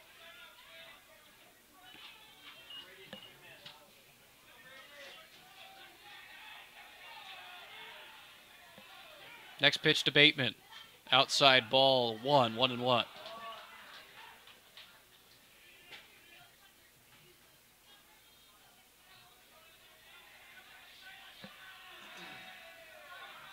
One count, nobody out. The leadoff is second, the pitch. Outside, ball 2. On deck is Seth Bateman, who has doubled today. Among other things, also a couple of base knocks and a walk.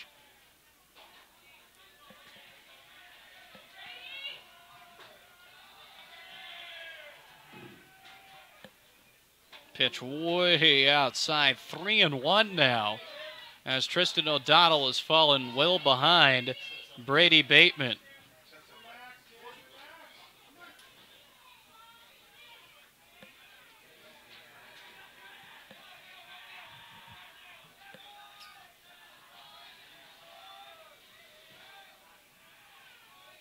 The 3-1, way outside, ball 4.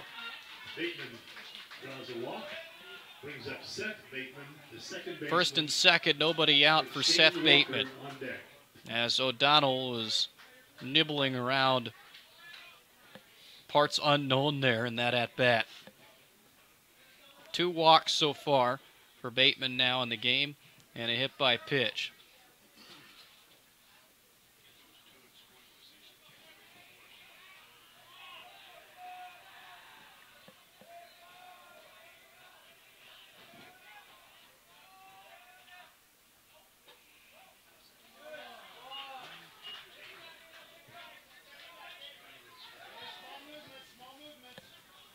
One and 0 as the first pitch misses to Seth Bateman, left-handed batter. He's had a big game so far. Runners on first and second, nobody out. Low, or part of the zone. Excuse me. 1 ball and 1 strike.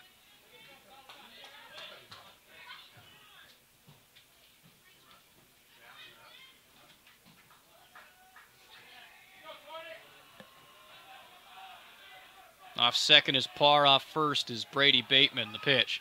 Bunt shown, pulled back on, out of the zone. 2-1.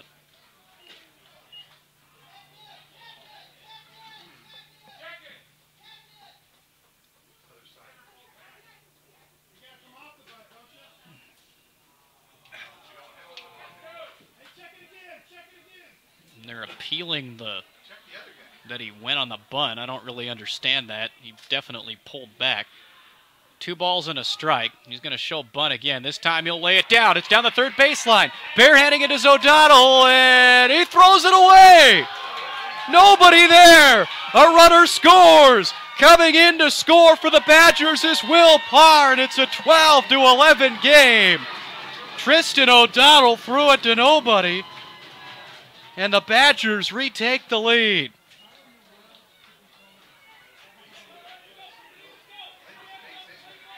It's a base hit initially as he was about to be safe anyways, and then an error on the throw which allowed everything else to happen. That unraveled quickly for Kimberly. Shane Walker the batter now.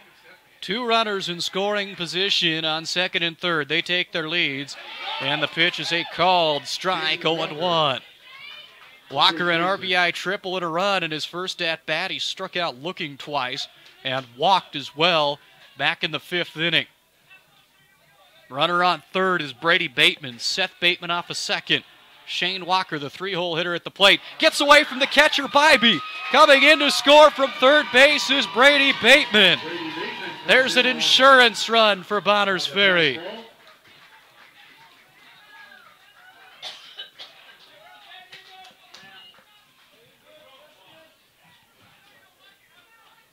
Ball and a strike is the count, nobody out.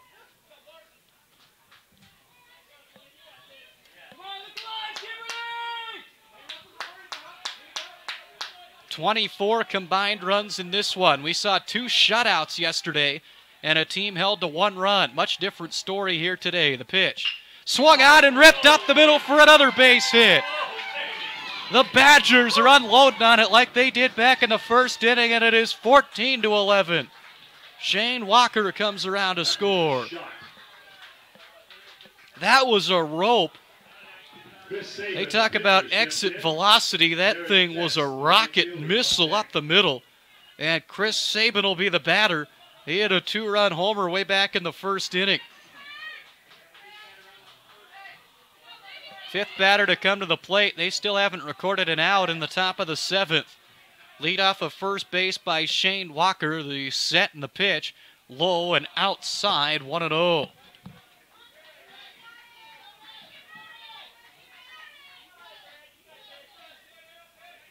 Chris Sabin, the pitcher, is the batter. Started the game at shortstop.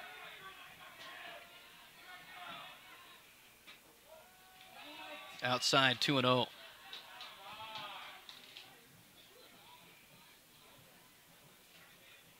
Again, Homedale and Marsh Valley to follow. About half an hour to 40 minutes following the conclusion of this one. Leg kick in the pitch. Low. Ball 3. And the Kimberly fans are voicing their displeasure with the home plate umpire at this point, as Jared Fess is on deck. And it's been a pretty consistent zone in the regard that neither of those pitches have been called strikes all game. That pitch has. Outside corner, 3-1. All you can ask for as a coach is consistency from the umpire behind the plate. Runner off first base, Walker. Held on by Hammond. The pitch is roped down the left field line, and that is a fair ball. That's off the Kiwi Loco sign in left field. Heading to third base and walking in, standing up, is Shane Walker on a double for Chris Sabin.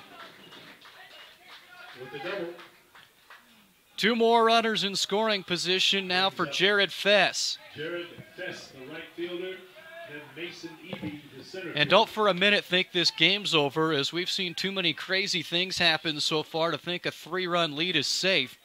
Although I have the feeling it may be getting added on to here with nobody out in the inning. Jared Fess singled and scored back in the first. He's also reached on an error and scored in the 4th. Big gap on the left side of the infield. The pitch. Low. No, excuse me. And again, I don't know. Some of those low pitches are interesting. That's a called strike on the lower extremities. 0-1. He's got more courage than I'd have. I don't want to be an umpire. I don't want to hear about it from the fans all game. Suicide squeeze, and he's caught. Oh, and he went under the tag. He missed the tag. Nobody has signaled anything yet. Did they call him out? You got to signal it, folks.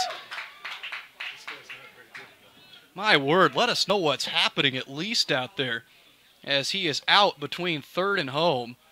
Again, same thing the entire game.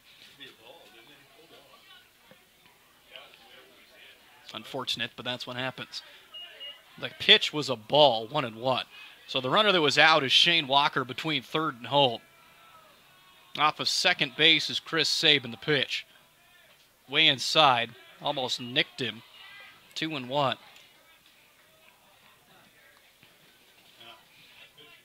That would have been pretty cool if he managed to go between his legs, have him jump over, and somehow miss the tag, though. Acrobatics almost for Shane Walker.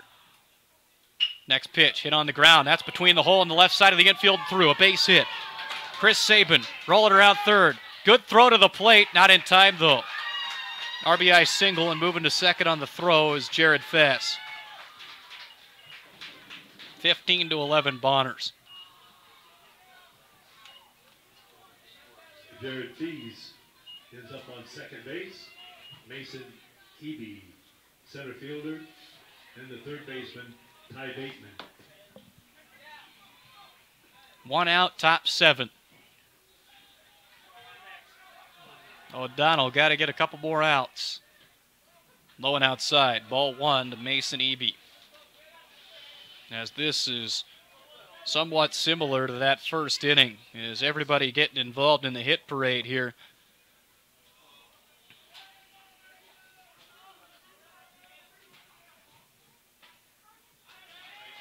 Called strike on the inside corner, 1-1.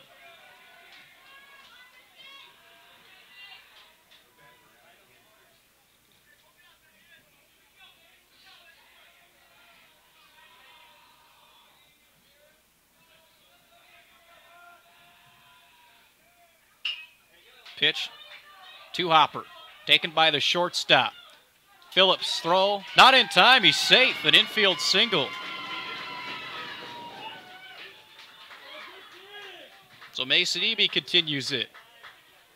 And that's now 5 hits in a row for Bonners Ferry. Ty Bateman, the third baseman, and Seamus Skeen, the left fielder.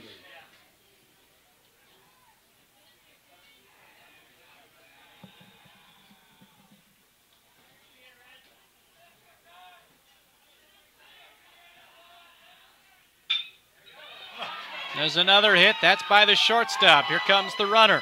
Scoring from third base is Jared Fess, 16-11. Not an RBI single for Ty Bateman.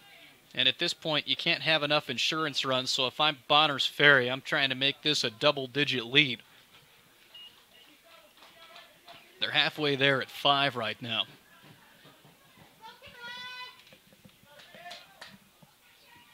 I wonder if state high school baseball tournament games were this high scoring about 20 years ago before pitch counts. I bet they were a lot lower than this. I have to check the history books, but just a hunch. Still just 1 out in the inning. Low and outside, ball 1. This is the 9th batter of the inning, Seamus Skeen. Walked twice today. Also grounded out to shortstop in the 2nd and flew out to right field in the 6th inning. We're in the top of the 7th inning. Long delay the pitch, runner goes, and it's a fake steal and get back to 2nd. Pitch was high. I think when he saw the pitch was high and Bybee was going to be standing anyways, he realized that that was going to be about as easy of a throw as the catcher could possibly have there. You're looking for a pitch to be lower, preferably in the dirt. That one is a called strike on the inside corner, 2-1. 2 balls and a strike and an out.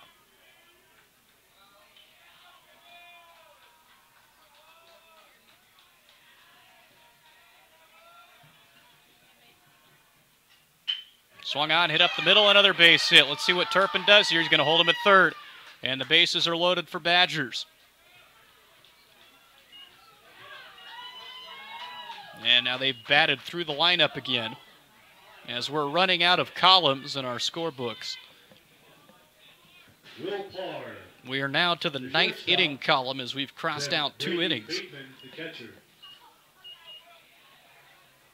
For Bonners Ferry. Kimberly batted around in the 5th. This is Will Parr.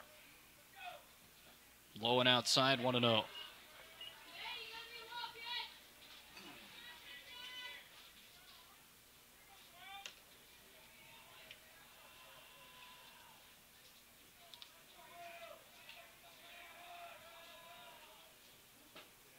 O'Donnell's pitch, lower outside corner, 1-1.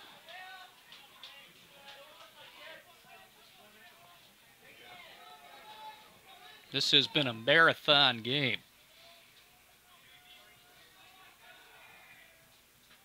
Low and outside, nice block there by Bybee, 2-1. Kimberly, the District 4 champion in their conference tournament and for the regular season. Bonners Ferry, same thing for the Intermountain League. Other representative out of the IML, Timberlake. we saw in the last game knock off South Fremont and advance to play tomorrow. This ball ripped to left field, backing up, making the catch is Stover, and that is out number 2.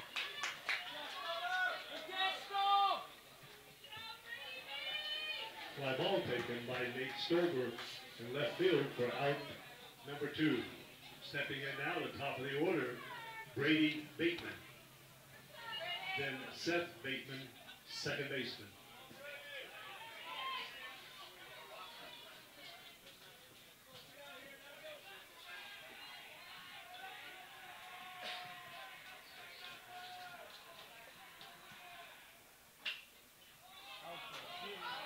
Brady Bateman in the air, it's trouble, and it lands in. Another run for Bonners Ferry. A bloop base hit for Brady Bateman.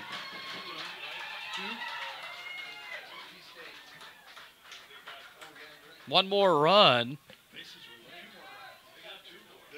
Oh, 2 more. Good eye here by the press box crew.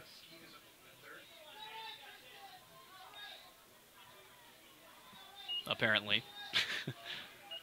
We'll find out when somebody corrects us. Seth Bateman. 18-11.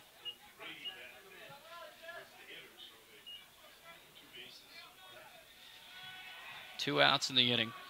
Off of third base is Seth Bateman.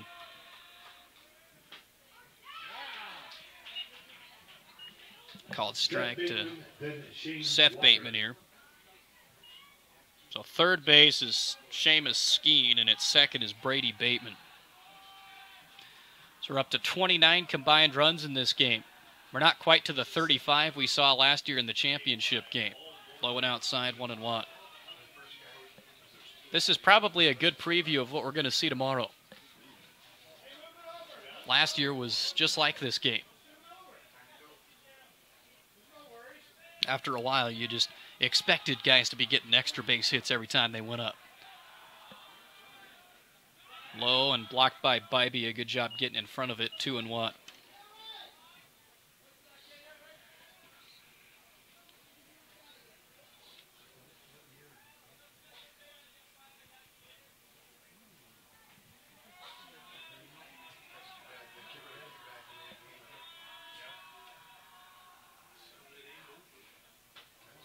Low and outside, 3-1. And Tyler Grant, the tournament director here, was nice enough to get us all burgers and fries during the game. And I've got a fantastic burger sitting down there that has been on hold for about half an hour. Really looking forward to that. Fortunately, it's warm outside, so it's basically cooking still, right? As that ball is low and out of the zone for ball 4. Load him back up for Bonners Ferry. Shane Walker. Keep in mind, folks, that regardless of if Bonners Ferry makes this a 10-run lead, the bottom of the inning will be played regardless. The mercy rule applies for when the team that's down by 10 has already batted in the inning. Pitch low and outside, ball 1. For those wandering along at home, this is the 13th man to come to the plate this inning. 14 came in the first. So between those two, those have been the problems for Kimberly, and combined have accounted for 16 of the runs. Make it 17. That hits Walker. Seamus Skeen will score, and it's 19-11.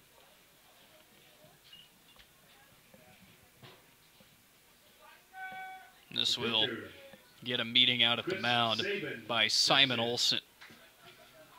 I'd like to thank our local sponsors, Pheasant Cove Dental, Jack's Tire and Oil, P1FCU, Super One Foods, and the Kootenai River Inn and Casino.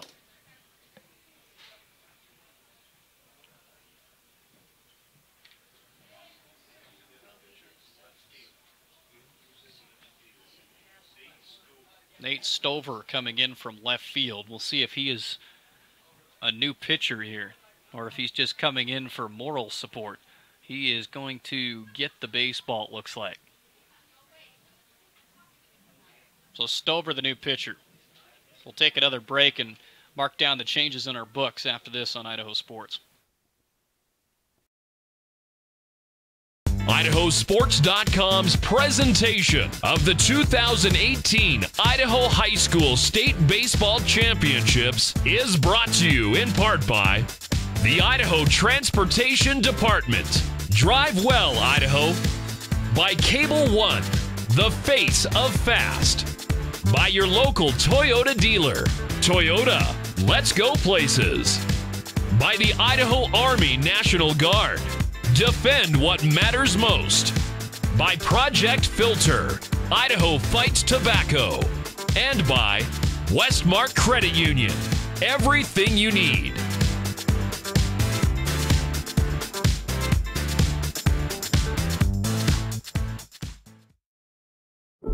My name is Lisa, and I smoked for 16 years before I finally quit.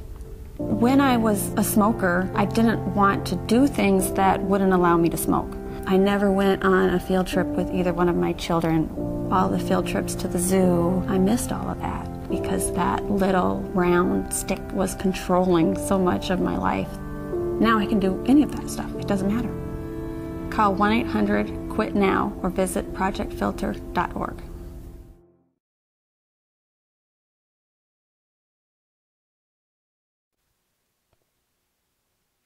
Top of the 7th inning, let's run over the changes that I see here, and hopefully this is all of them. Here we go. The new pitcher, that's the easy one. That is Nate Stover. He is definitely on the mound. The new third baseman is Tristan O'Donnell. The shortstop is Lars Christensen, and I believe Austin Phillips is in left field. Tristan O'Donnell, the pitcher, is now playing third base. And again, checking in last inning or so is Carter Olson, so he is the second baseman.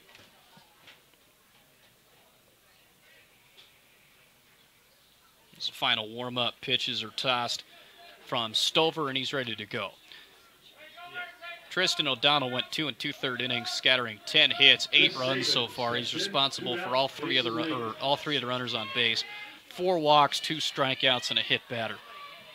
Not the line that O'Donnell wanted, and it all was created this inning. Aside from that, he was actually really good.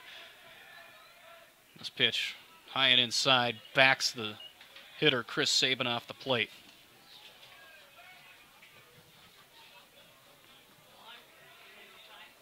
Again, 2 outs. Force at every base. And a breaking ball called strike, 1-1.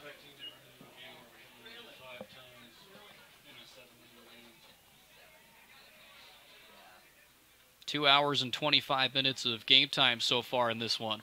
We started at 4:12. This pitch is a check swing foul, 1-2.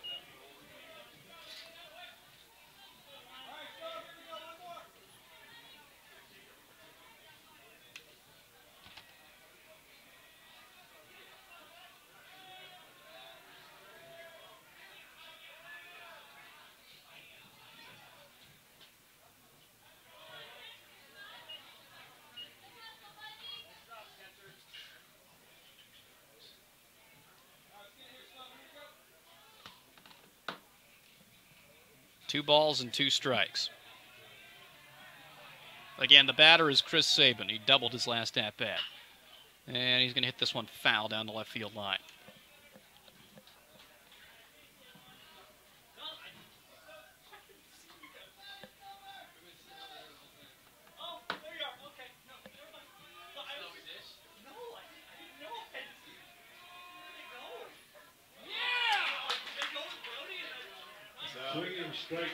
So strike 3, and finally the inning is over.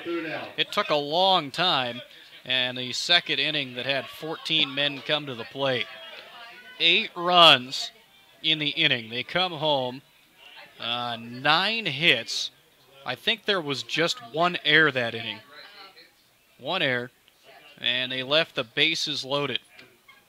Bottom of the 7th inning, last chance coming up for the Kimberly Bulldogs, 19-11, your score in the 3A state semifinals. Soldiers in the Army National Guard live up to a set of time-honored principles. Iowa They stand ready to respond to any crisis. I will never accept defeat. They serve in their communities as citizens and as soldiers. I will never quit. They train part-time to be ready to serve at all times. I will never leave a fallen comrade.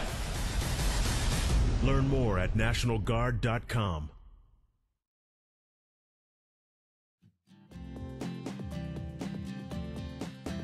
Your dream,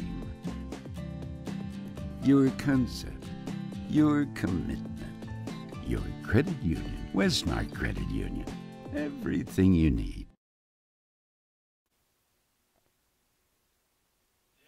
All Bonners Ferry has to do at this point is get 3 more outs, and they'll be headed to the state championship for the 2nd year in a row. And the right-hander Chris Sabin is going to be the man on the mound. They lead 19-11. So Kimberly going to need 8 runs to tie it, and more than that to win the game here in the bottom of the 7th. As the top half of this inning saw them give up 8 runs on 9 hits. It was an error on the pitcher, and the bases were left full.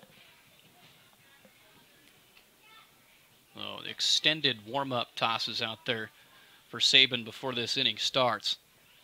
As Nate Stover came on and struck out Chris Sabin to end that 7th inning, the top half.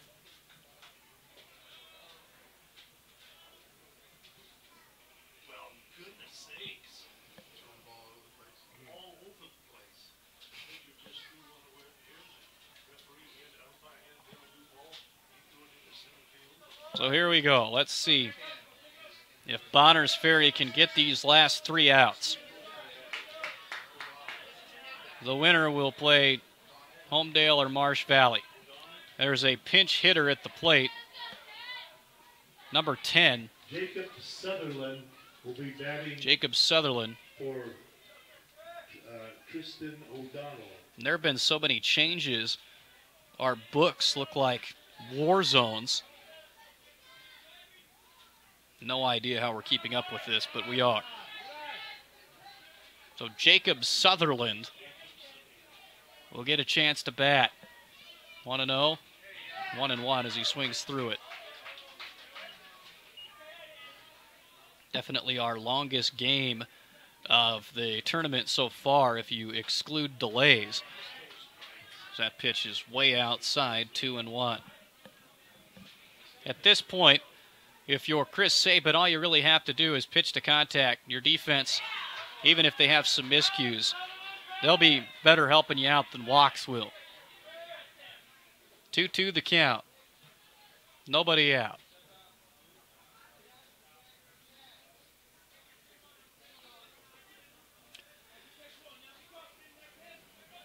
Wind up in the pitch. And a called strike. Strike 3. Sit down. The pinch hitter there, Jared Sutherland. Andrew Satterfield, the center fielder, then Austin Phillips. 1 out. And back to the top of the order, and Andrew Satterfield. Stay tuned following the conclusion here. We'll have the announcement of our IdahoSports.com player of the game, which will take about 35 minutes to figure out looking at the box score here. I have no clue.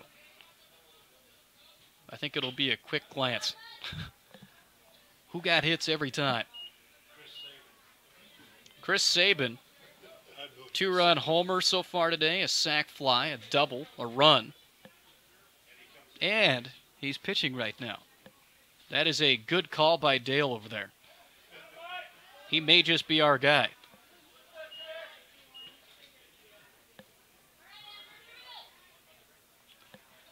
Two balls and a strike to Satterfield. Swings and hits this one to shallow right field. Backing up and making the catch is Seth Bateman. Kimberly down to its last out. It's Austin Phillips at the plate. Bateman takes that for out number 2. Stepping in now is Austin Phillips, the shortstop. Kimberly came all the way back from a 9-0 deficit to tie it at 11, but an 8-run top of the 7th inning has made it a 19-11 game, and there are now 2 outs in the bottom half of the inning. The 1-0 pitch. to Phillips is a called strike, 1-1. The 1-1 swung on and fouled to the left. 1 ball, 2 strikes, and now they're down to their last out. Well, the last strike. They were down to their last out already. And here comes Tom Turpin to talk about dinner plans later with the home plate umpire. Maybe he wants a burger as well, and his just isn't cooked yet.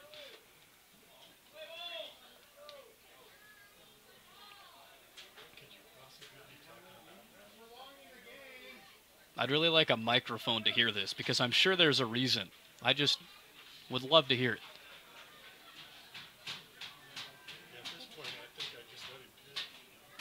Based on the amount of substitutions, I'm sure it has something to do with all of the substitutions.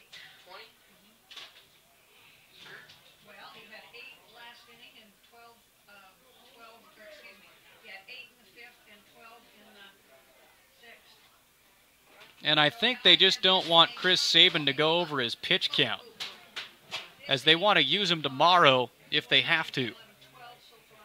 So that's why Tom Turpin went out there, I think. But he has 32, so he can't pitch tomorrow anyways, if I'm not mistaken. Let me pull out my handy-dandy sheet of pitching. 36 to 60 pitches is 1 day. So if he's under 35, he's good. That ball lands in front of the center fielder and will go to the wall. Gets by Eby. Heading to second, now to third. On a stand-up triple is Austin Phillips. How many did you say he had? That should have been 30. So 33 pitches now for Sabin. And unless he can get this guy in 1 or 2 pitches, I think that what he's going to do is he is going to let him go exactly to 35 and take him out, or he's going to do it in advance. He's going to get him now and bring in Shane Walker from first base to finish this game. That was pretty alert coaching to be aware of that at that point, as I don't think anybody was really thinking about that. So Chris Sabin's going to go 2 innings in this game tonight. Only gave up 1 hit.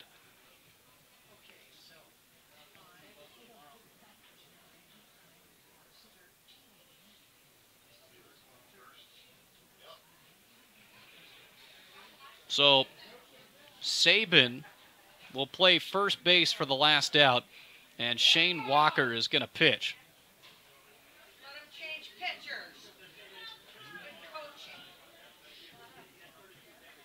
So again, here is the downside of the pitch count, as rather than just let Sabin finish the game, which he probably could have done fairly quickly there, he will instead head to first base, and we will have a new pitcher warm up, and hopefully, for Walker's sake, he is able to get the job done. But if you're Kimberly, the door is still open. I'd feel pretty good about this till the game's over.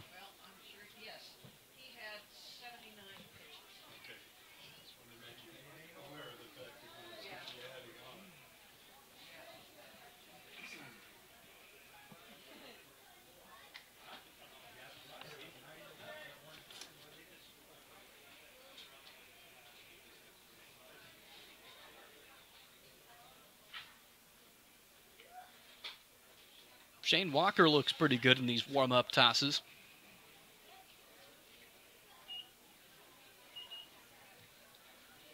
As a couple of good arms that they still have available for tomorrow. Bateman behind the plate and Walker on the mound. As I think if I remember correctly last year, I can't remember if it was Nick Sabin or Chris Sabin, but one of them caught when Brady Bateman pitched. If it's Chris Sabin, that would work out well because he's still on the roster.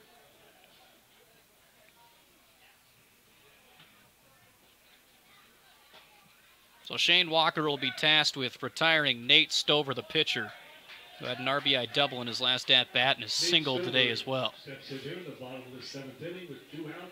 The new pitcher, Shane Walker.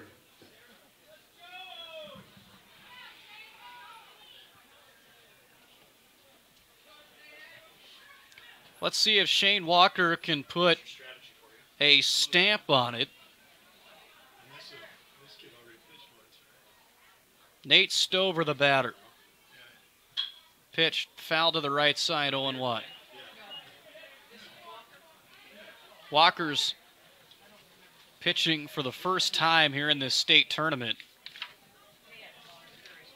As yesterday, Will Parr threw a complete game. Pitch fouled back straight at us, 0-2. And now Kimberly down to their last strike. They've been here multiple times already and battled out of it. That double by Austin Phillips extended the inning last time. The pitch. Swung on and fouled off to the right, stays 0-2.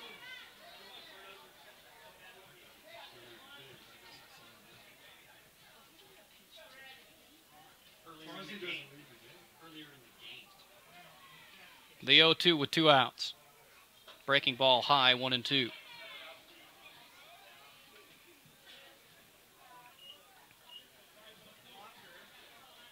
$19 runs on 19 hits for Bonners Ferry, 11 runs on 14 hits for Kimberly. This hit down the left field line, and it is just foul off the bat of Nate Stover.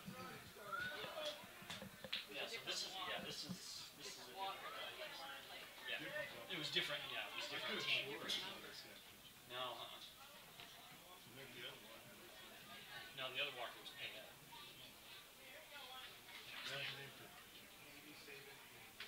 Kimberly is not laid down at any point here tonight, and they're not doing it in the 7th either. See if Nate Stover can keep it alive. Swung on and hit to third base. Trying to backhand it at third is Ty Bateman. It goes into left field for a base hit. Run comes in to score is Nate Stover. 19-12. Base hit, drives in the run, brings up the catcher, Nate. And it's Nate Bybee. Then Nate Bailey, the designated hitter, on deck. Marsh Valley and Homedale have been here for a long time waiting to get on the field for their next game.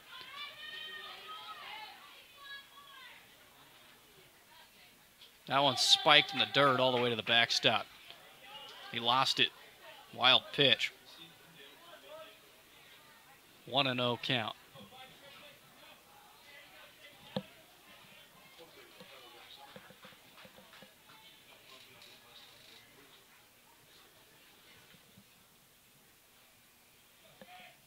The 2-2. Swung on, hit on the ground to second base, and that is going to do it. Seth Bateman to Saban at first base, and the Badgers headed to the state championship for the 2nd year in a row.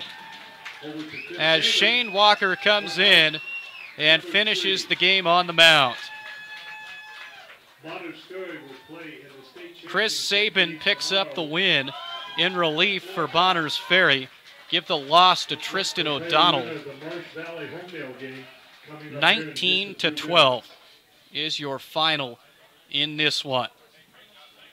Bonners Ferry will await the winner of Homedale and Marsh Valley in the championship tomorrow at 4. We'll pause, come back, and announce our IdahoSports.com player of the game right after this. You're gonna win big at the Kootenai Casino and Spa. Now is a great time to plinko and spin your way to riches at the Kootenai Casino in Bonners Ferry. Every day in May, you can qualify for a chance to play Kootenai Plinko or Super Spins and win up to $1,000 in free bonus play. More bonus play means more shots and mega jackpots. And May is the last month we're offering $59 weekday room rates. So book your Kootenai Casino getaway by calling 888-YOU-ARE-LUCKY. You're gonna win big. Welcome back. Bonners Ferry victorious 19-12 over Kimberly. One thing left to do, and that's announce our IdahoSports.com player of the game presented by Swag Monkey Promotions. And in tonight's game, it is Chris Saban of the Bonners Ferry Badgers, a 2-run homer in the first inning, as well as a sacrifice fly. Also doubled and scored a run today and picked up the win on the mound, throwing 2 scoreless innings. So Bonners Ferry in the championship. Kimberly will play in the 3rd place game at 1 o'clock tomorrow against the loser of Homedale and Marsh Valley. For everybody at IdahoSports.com and executive producer Matt Harris, my name is Sven Elskog saying so long until next time. Good night, everybody. This has been a presentation of IdahoSports.com Game Streams. This broadcast is copyrighted to IdahoSports.com. Any rebroadcast, retransmission, or other use of this broadcast without the expressed written consent of IdahoSports.com is strictly prohibited.